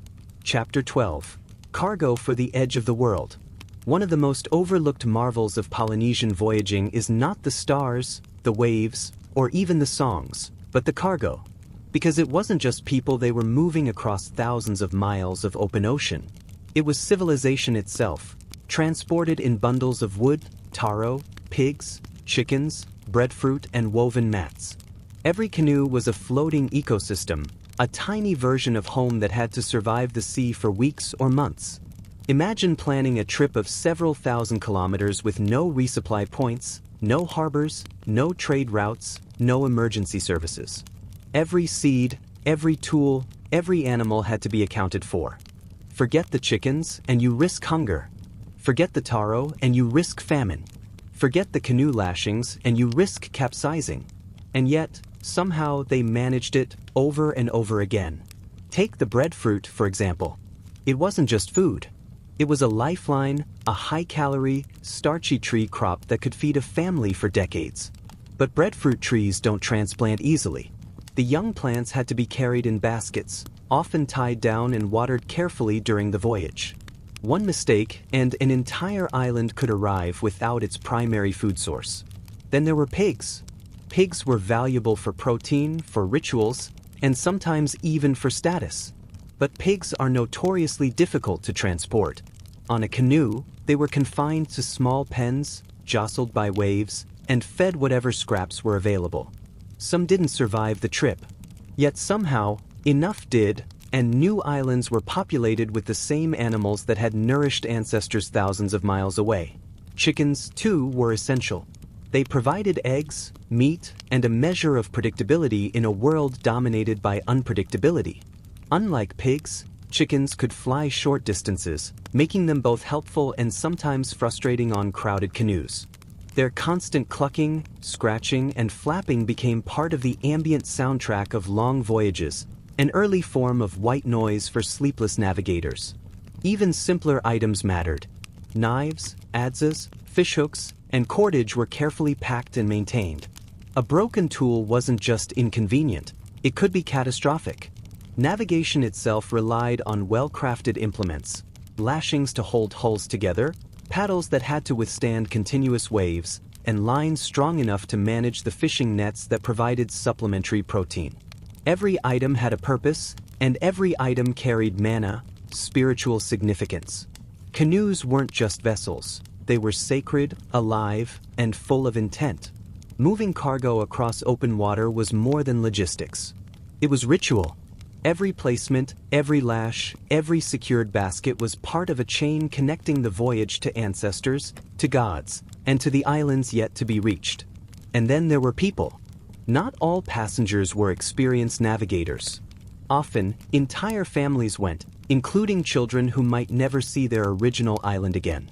Training for these young voyagers began before they even set foot on the canoe.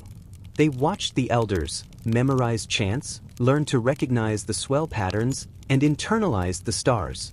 The canoe was a classroom, the ocean a patient teacher. Voyages weren't casual either. Weather windows were carefully observed. A wrong season could mean monsoons, hurricane-strength winds, or inhospitable currents. The survival of every item, plant, animal, and human depended on patience, timing, and knowledge passed down over generations. And yet, despite the fragility, the voyagers succeeded. Entire ecosystems were recreated on islands that had previously been uninhabited. Pigs rooted in new soil, breadfruit trees grew and bore fruit, chickens roamed freely, and the songs and chants of the navigators ensured that the knowledge of how to manage these islands survived. It's fascinating to think about. Every island across the Pacific, from Hawaii to Easter Island, is, in a sense, a transplanted culture. Every single plant, every domesticated animal, every tool is a thread connecting it to the larger network of human movement. And it all started with careful planning, discipline, and a profound understanding of risk and reward. The cargo wasn't just survival, it was civilization in motion. Each voyage carried more than bodies. It carried language, culture, belief systems, and a framework for society. Without these carefully tended bundles, the story of Polynesian expansion would have been very different. Even mundane items had symbolic value. A well-carved paddle could represent authority. A mat might mark sacred space on a new island. Everything had layers of meaning, practical and spiritual intertwined. The ocean was more than a path. It was a test of wisdom, endurance, and respect for what was being carried. And yet, even with meticulous planning, the sea remained unpredictable. Sometimes storms scattered cargo, sometimes animals died, and sometimes entire canoes disappeared. These losses were tragic, but they were also incorporated into the oral record. Songs and chants preserved the memory of voyages that failed as well as those that succeeded, teaching lessons that would prevent future disaster. By the time Europeans arrived, many of these islands were already thriving thanks to centuries of careful voyaging. The colonizers often marveled at how self-sufficient these societies were, not realizing that every aspect, from the crops to the water systems, had been transported, adapted, and maintained across thousands of miles. Polynesian voyaging was not just about exploration. It was about survival, adaptation, and continuity. Every canoe was a floating archive, a mobile library of human ingenuity, holding not just the essentials of life but the knowledge of how to keep life going in the most isolated parts of the world. As we drift now from cargo to culture, it becomes clear that Polynesian expansion was more than a series of voyages. It was a deliberate, sustained act of civilization building, a choreography of people, animals, plants, and knowledge across the ocean. Chapter 13: Island Life and Its Lessons. Once a canoe reached an island, the voyage was only half complete. Landing was not merely setting foot on land, it was the beginning of another complex phase: adapting, surviving, and thriving. Islands were not uniform. Some were lush with forests and freshwater streams. Others were barren coral atolls where survival required ingenuity and careful management. Every environment brought a new set of challenges. The first task was always shelter. Early Polynesians built lightweight, adaptable homes from palm fronds, pandanus leaves, and timber. These structures weren't permanent in the Western sense. They were practical, designed to withstand storms and humidity while being easy to rebuild if necessary. Materials were harvested with knowledge passed down through generations, always taking care not to overexploit resources. Even the placement of a house was deliberate, sheltered from prevailing winds, near fresh water, and oriented to the sun and the stars. Food production was equally methodical. The transplanted crops, taro, yams, breadfruit, bananas, were carefully cultivated in plots designed for efficiency and sustainability. The Polynesians understood the delicate balance of their new ecosystems. They rotated crops, managed soil fertility, and sometimes built intricate irrigation systems to ensure long-term survival. On smaller atolls, they relied heavily on fishing, shellfish gathering, and careful conservation of bird populations. Nothing was wasted. Animals brought from other islands played a critical role. Chickens provided eggs and meat, pigs were a source of protein and could be bred to maintain herds, and dogs occasionally served as companions and sometimes as food in emergencies. Each species was carefully integrated into the ecosystem without destabilizing it. This wasn't accidental. It was a sophisticated understanding of ecology that developed over centuries of trial, observation, and adaptation. Polynesians also brought intangible cargo: governance, social structure, and rituals. Chiefs and priests established hierarchies that helped organize labor, allocate resources, and maintain social cohesion. Oral traditions and chants served as both historical records and instructional guides, ensuring that knowledge survived beyond the lifetime of any single individual. Hawaii, for example, developed a system known as a hupua, long, wedge-shaped land divisions stretching from mountains to sea. Each hupua contained all the resources needed for self-sufficiency: fresh water, forests, agricultural land, and fishing grounds. The boundaries were not arbitrary. They were carefully mapped according to natural features and managed sustainably to support generations. Even the spiritual dimension of island life was practical. Religious observances and offerings maintained social order, strengthened community bonds, and reminded inhabitants of their place within the larger cosmos. The gods and ancestors were not distant entities, they were integrated into daily life, observed in the cycles of the sun, moon, tides, and harvest. Yet life on islands was not without risk. Isolated communities were vulnerable to storms, droughts, and disease. Every decision mattered.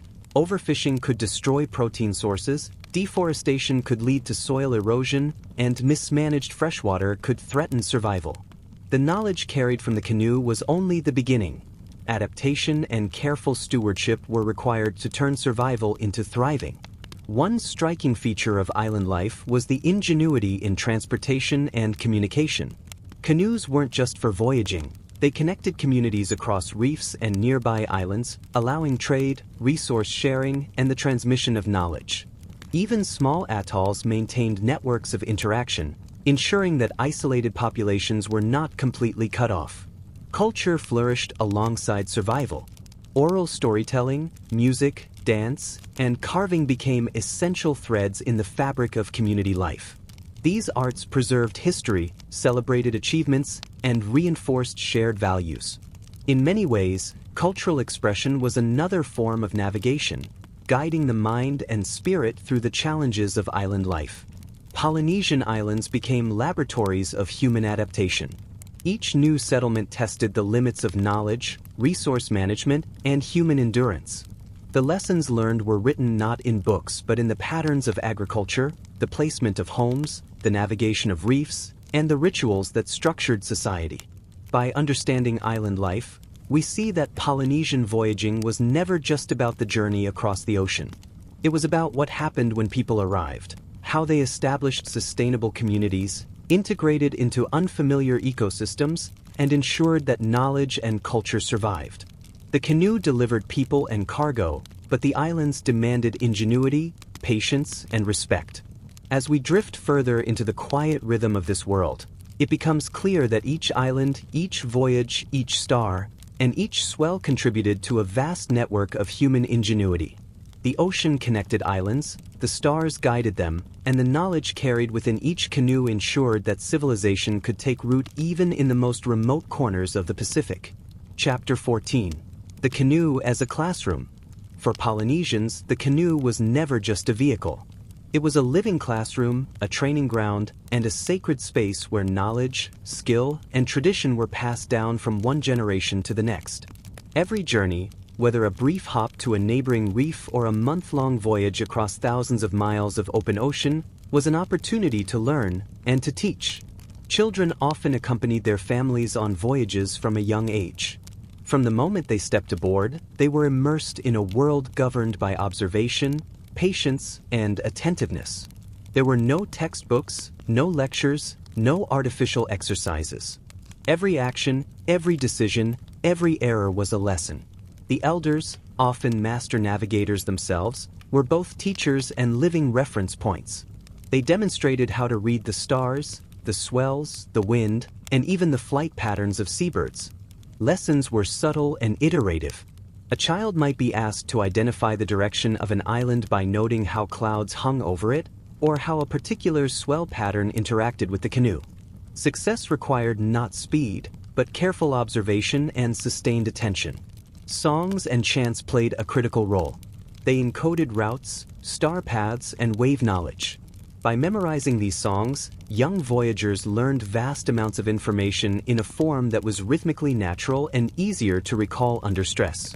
Each chant was a map, each melody a mnemonic. When recited aloud during a voyage, they became a living guide that reinforced observation and intuition. Practical skills were just as essential as navigational knowledge. Children learned to tie lashings, repair hulls, manage sails, and balance loads. Canoes were dynamic environments. Even a small misstep could affect stability or speed. The boat itself taught discipline and responsibility. Every action had consequences, and the ocean would not forgive mistakes. Food management and resource conservation were also part of the curriculum. Young voyagers were taught how to ration water, maintain plantings in baskets, and care for transported animals. Survival was intimately linked to careful observation and meticulous attention to detail. One oversight, and weeks of preparation could be wasted. Beyond practical skills, the canoe taught lessons in character and temperament. Patience was non-negotiable. The ocean moves on its own timetable. Impatience or hubris could lead to errors or accidents. Humility was equally vital. The navigator quickly learns that despite training, the ocean always holds authority. Decision-making was a constant exercise in judgment. Elders would sometimes deliberately challenge apprentices, asking them to predict swell patterns or read distant cloud formations.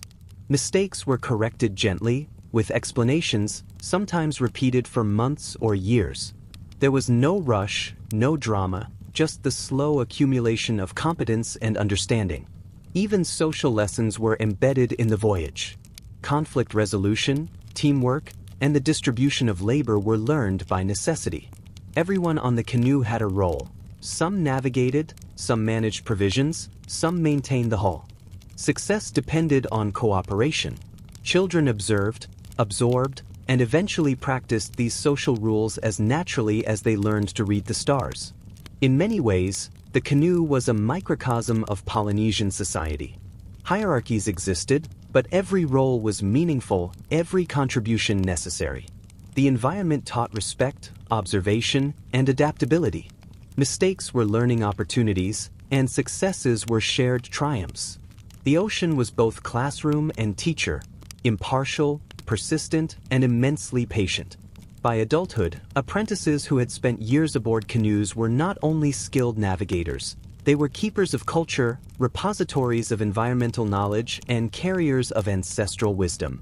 Their minds and bodies were attuned to rhythms and patterns that might seem invisible to outsiders. They could interpret swells, stars, and winds in ways that, without training, would seem almost magical. Modern recreations, such as the voyages of the Hocule, echo these principles. The students aboard these traditional canoes undergo the same type of immersive learning that has guided Polynesian navigators for centuries. Skills are absorbed gradually through observation, practice, and storytelling, and by the time a student is ready to navigate a long voyage alone, their knowledge has been tested and internalized repeatedly. The canoe as classroom also illustrates a fundamental truth about Polynesian voyaging. Knowledge is inseparable from experience. Books, charts, and tools may assist, but without the lived experience of the ocean, the subtleties cannot be understood. The canoe allows for repeated engagement, feedback, and mastery in a context that is simultaneously practical, spiritual, and social. By the end of a long voyage, the apprentices who began the journey wide-eyed and cautious emerge competent, confident, and deeply connected to the ocean, the stars, and their culture.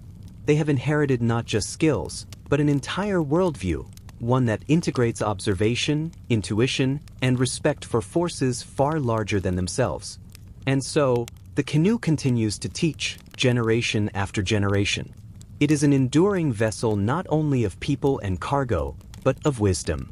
In its rhythm, in its sway, in its quiet conversations with the waves, the next generation of navigators is always learning, always listening. Chapter 15: The Stars as Teachers. In Polynesian navigation, the stars are not distant lights to be admired. They are instructors, companions, and guides. Every night, they provide a map, a rhythm, and a language that, once learned, can be read as easily as a familiar path along a shoreline. Navigators learn the stars in sequences. Each star rises and sets at a predictable point on the horizon, and from that, a navigator can determine direction. Some stars mark specific islands, others indicate seasonal changes or swells. To the untrained eye, it looks like scattered pinpricks of light. To a Polynesian navigator, it is a living system, one that shifts subtly with time, latitude, and season. The system is relational, not fixed. Unlike a Western map with latitude and longitude, star lines in Polynesian navigation are based on observation and experience. A star is a compass needle, but it also interacts with other stars, swells, and environmental cues. When multiple indicators align, the navigator gains confidence in their course. When they do not, caution is required. Learning this system is never rushed. Young navigators memorize hundreds of stars, their rising and setting points, and their corresponding islands or swell patterns. They memorize constellations as clusters of stars and associate each with songs or chants. These chants are mnemonic devices, musical guides to the heavens that help ensure that the knowledge is never lost, even if the navigator's mind falters under fatigue. Not all stars are equal. Some are seasonal markers. For example, a particular star may rise at the same point on the horizon only during a certain month, signaling the optimal time to begin a voyage. Others are used to maintain course across vast stretches of ocean. Navigators track multiple stars simultaneously, often shifting attention from one to another as the night progresses. The stars also interact with the ocean itself. Swells, wind direction, and cloud formations are interpreted in relation to star positions. A star may indicate direction, but a swell confirms distance and timing. Birds that fly at night, often following certain star paths, provide additional cues. The system is holistic. Nothing exists in isolation. Stars, ocean, sky, wind, and animal behavior are all threads in a single, interconnected fabric. Elders teach students to watch not only the stars themselves, but also their reflection in the water. Subtle distortions in the reflection can reveal wave direction or hidden currents. The slightest deviation may be imperceptible to someone untrained, but for a seasoned navigator, it provides actionable information. There is also a temporal dimension. Stars rotate predictably with the seasons, and a navigator must understand these cycles to plan voyages. This knowledge allows them to estimate travel time, anticipate weather changes, and even predict the availability of resources on distant islands. Every journey is choreographed with the sky, like a carefully timed dance. In Polynesian thought, the stars are more than tools, they are ancestors. The knowledge of voyaging is not only technical but also spiritual. Navigators often speak of guidance from the stars as if receiving counsel from forebears. This imbues navigation with a sense of responsibility and continuity. To navigate is to honor the past, sustain the present, and guide the future. It's easy to imagine a young navigator sitting on the deck of a canoe at midnight, eyes fixed on a constellation that will guide them hundreds of miles away. They chant the stars' names, feel the motion of the swells beneath them, and track the birds flitting across the horizon. Every signal reinforces the next, creating a web of cues that allows the canoe to move confidently through an otherwise empty ocean. Even when clouds obscure the stars, the navigator does not panic. Other environmental cues, wave patterns, wind direction, the behavior of birds, compensate. The stars are teachers, but the lessons extend to everything that surrounds them. Flexibility, observation, and intuition remain essential. Modern navigators trained in this system often remark on the depth and elegance of it. GPS can tell you coordinates, but it cannot teach understanding. A Polynesian navigator does not merely follow a route. They read an entire environment, integrating the sky, sea, and living beings into a continuous map. Perhaps the most profound lesson is patience. Stars move slowly. Swells shift imperceptibly. Progress is measured in subtle increments. The navigator learns to pace themselves, to trust in observation and preparation rather than haste or force. In a sense, the stars teach not only direction but temperament. By learning from the stars, young voyagers inherit a lineage of skill and wisdom that spans centuries. They gain the ability to traverse vast distances with nothing but memory, observation, and intuition. In this way, the heavens themselves become a living classroom, imparting lessons that extend far beyond navigation. Discipline, attention, humility, and respect for the forces that shape the world. As we float gently from celestial instruction back to human experience, it becomes clear that Polynesian voyaging is not just about moving through space. It is about inhabiting it fully, with awareness, reverence, and care. Each star is a guide, each swell a teacher, and every voyage a practice in understanding the interconnectedness of ocean, sky, and human endeavor. Chapter 16. Reading the Ocean in Silence. If the stars are the teachers, then the ocean is the silent classroom. It does not speak in words, nor does it reward impatience. Instead, it communicates subtly through swells, ripples, currents, and color. For a Polynesian navigator, reading the ocean requires attention, intuition, and a deep familiarity that comes only from long hours on the water. Every swell has a story.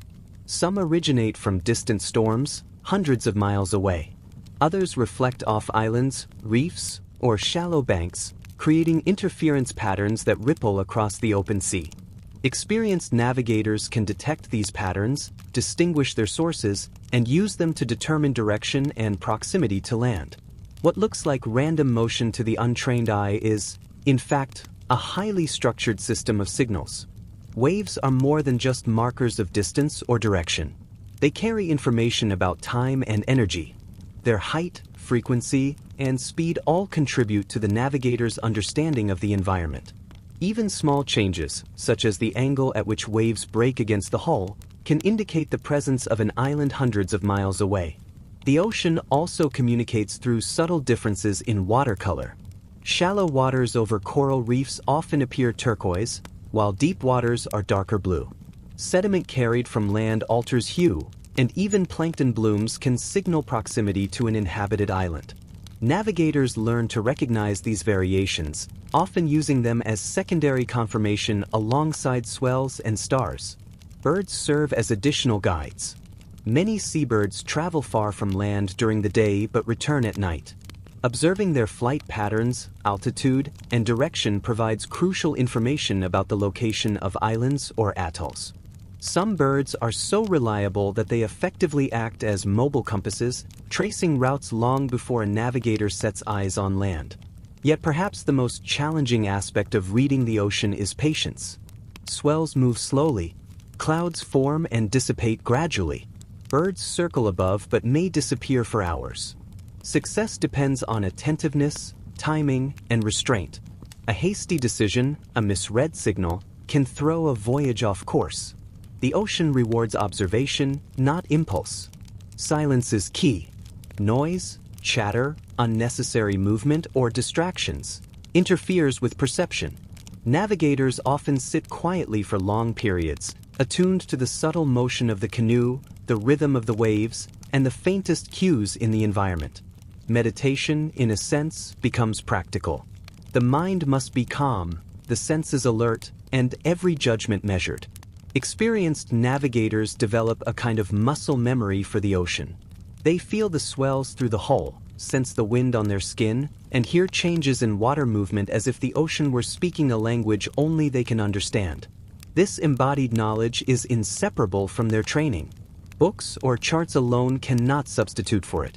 Even today, apprentices learning traditional navigation spend countless hours in silence, feeling the movement of the water, learning to interpret patterns that may take years to fully internalize. The ocean becomes a teacher, the canoe a laboratory, and the navigator a student of subtlety, patience, and attention. This silent dialogue also reinforces humility. The ocean is vast, unpredictable, and indifferent. Navigators do not control it. They learn to move with it, to respect its power and intelligence. Every voyage is a lesson in endurance, awareness, and the limits of human understanding. In a way, reading the ocean is a form of mindfulness. Every swell, color shift, and bird call is observed without judgment, internalized, and used to guide action. The navigator becomes fully present, attuned to forces far larger than themselves. The voyage is not just physical, it is a meditative practice in observation, patience, and integration with the natural world. This silent teaching extends to preparation as well. Canoes are packed with care, provisions are monitored, and every task is executed with precision. The ocean will not compensate for human error. Every detail, from lashings to food management to the positioning of paddlers, is a lesson in discipline and foresight. Through silence, the navigator internalizes the language of the sea. Over time, the patterns of waves, the behavior of birds, and the rhythm of currents become intuitive. Decisions that once required conscious thought become second nature. The ocean is no longer an obstacle, it is a partner, an ally, a steady guide across vast distances. By combining the stars above with the ocean below, Polynesian navigators achieve a holistic understanding of their environment. Knowledge is relational, sky, sea, and human mind interacting continuously. The voyage becomes a conversation, a living practice, and a testament to centuries of accumulated wisdom. Even in modern times, when GPS and satellite imagery dominate navigation, those trained in traditional methods insist on the value of silence and observation. Instruments may provide data, but they cannot teach understanding. Only engagement with the natural world, patient and respectful, can cultivate the depth of skill Polynesian navigators have maintained for generations. As we drift from the silent ocean to the practicalities of voyaging, it becomes clear that Polynesian navigation is not simply a technical achievement. It is a philosophy of engagement, with the environment, with knowledge, and with time itself. Chapter 17. Weather, Waves, and Wisdom. Weather is the pulse of the ocean, and for Polynesian navigators, reading it was a lifelong study. Unlike modern sailors who rely on forecasts delivered by satellites and computers, traditional voyagers had to anticipate conditions through observation, experience, and intuition. Clouds, wind, temperature, and subtle changes in wave patterns all offered clues about the hours, days, and even weeks ahead. Storms, for instance, rarely arrived without warning. The color of clouds, the direction of the wind, and the movement of swells could signal an approaching disturbance long before it was visible on the horizon. Navigators learned to interpret these signals with precision. A darkening to the west might indicate a distant squall, while a sudden shift in the swell could suggest changes in the wind. These were not guesses. They were empirical observations honed over generations. Waves themselves tell stories about both distant weather systems and nearby islands. Swells travel for hundreds of kilometers, carrying information about storms that occurred far beyond the current position of the canoe. When swells intersect, they create interference patterns, subtle textures in the water's surface. Skilled navigators could detect these patterns, understand their origin, and adjust their course accordingly. Wind is equally instructive. Its strength, direction, and variability provide immediate feedback about both the current and the approaching weather. Experienced navigators could feel changes in wind pressure against the sail or the skin, interpret shifts in direction, and anticipate how conditions would evolve over the coming hours. Even temperature and humidity were cues. Slight drops in air temperature or shifts in humidity often preceded changes in weather or swell patterns.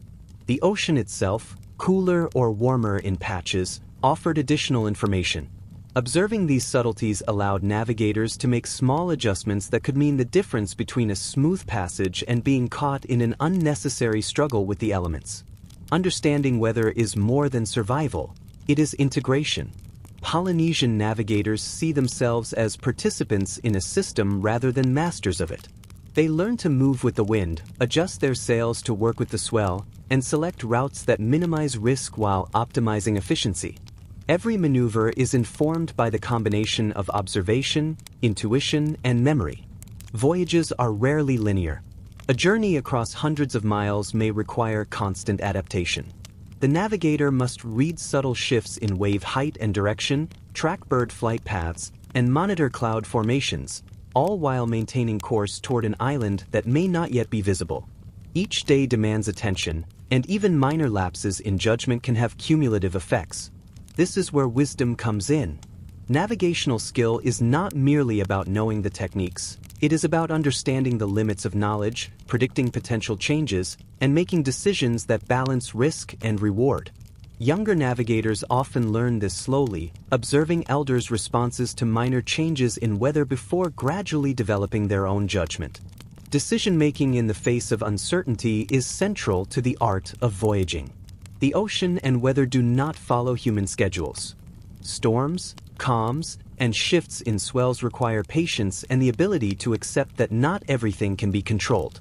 This acceptance is a subtle, constant lesson in humility. Long-term planning is also critical. Navigators must consider seasonal shifts in wind and swell, optimal times for departure, and the expected duration of the voyage.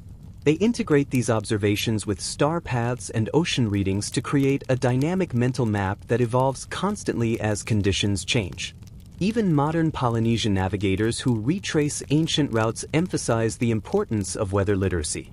GPS might provide coordinates, but it cannot anticipate a swell or a sudden squall. The traditional understanding of weather patterns, accumulated over centuries, remains invaluable for safe passage. In practice, weather observation also supports resource management aboard the canoe. Anticipating periods of high wind allows sailors to adjust food and water consumption, manage sails and rigging, and ensure the animals or plants on board remain secure. Every aspect of life at sea is intertwined with environmental awareness. Ultimately, navigating by weather is an exercise in mindfulness. It requires constant attention to the present moment, an awareness of subtle cues, and the discipline to act deliberately rather than react impulsively. Over time, this cultivated awareness becomes intuitive, allowing navigators to respond effectively to conditions that would confound the untrained. In this way, Polynesian navigation teaches more than travel. It imparts patience, attentiveness, and the capacity to interpret the world's signals. Each swell, gust, and cloud is a teacher. Each decision at sea reinforces a philosophy that sees humans not as conquerors of the environment, but as participants within it. As we continue, we move from the immediate rhythms of the ocean to the longer patterns that shape entire voyages, the subtle interplay of tides, currents, and geography that define the structure of the Pacific itself. Chapter 18: Currents and the Long View. While stars, swells, and winds guide immediate decisions, ocean currents provide the long view.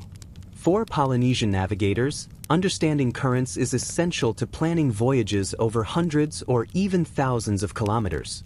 Currents shape the journey itself, affecting speed, direction, and fuel, in this case, human effort. Currents in the Pacific are vast, slow-moving rivers within the ocean. They are influenced by trade winds, seasonal changes, temperature gradients, and the contours of the seafloor. Polynesians learned to read them not with instruments, but through observation and experience. They felt differences in the canoe's movement, observed how floating debris traveled, and watched how fish and birds reacted to subtle shifts in water. One of the most famous currents is the equatorial countercurrent, which flows eastward between the westward-flowing north and south equatorial currents. A misjudgment of this current could add days to a voyage or push a canoe far off course. By understanding its patterns, navigators could plan departures and routes that leverage the current rather than fought against it. Even smaller currents matter. Swirls around islands, lagoons, and reefs can produce unexpected movement.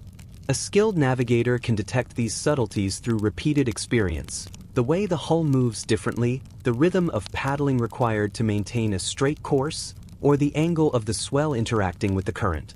These details accumulate in the mind, forming a map that no chart can reproduce. Currents also interact with seasonal wind patterns. Polynesians observed that certain winds and currents consistently coincided, making voyages faster in one direction and slower in another. This knowledge allowed for strategic timing of departures. Some islands were only reachable during specific months, when wind and current worked together. Attempting a voyage at the wrong time could mean extra weeks at sea, or worse, missing the target entirely. Another layer is the interplay between currents and marine life. Schools of fish often follow currents, and seabirds ride wind and water in predictable patterns. By observing these natural indicators, navigators could infer not only direction but also the proximity of land or reefs. The ocean, birds, and fish are all part of an interconnected system that, when read correctly, provides remarkably precise information. Polynesian navigators did not simply react to currents. They anticipated them, using them to plan routes that minimized effort while maximizing speed. A canoe leaving Samoa en route to Tonga, for instance, would carefully consider the prevailing currents, timing departure to exploit favorable flows while avoiding unfavorable ones. This long-term planning required an intimate understanding of geography, oceanography, and seasonal patterns. Currents also provide a lesson in patience and adaptability. They are invisible to casual observation and cannot be controlled.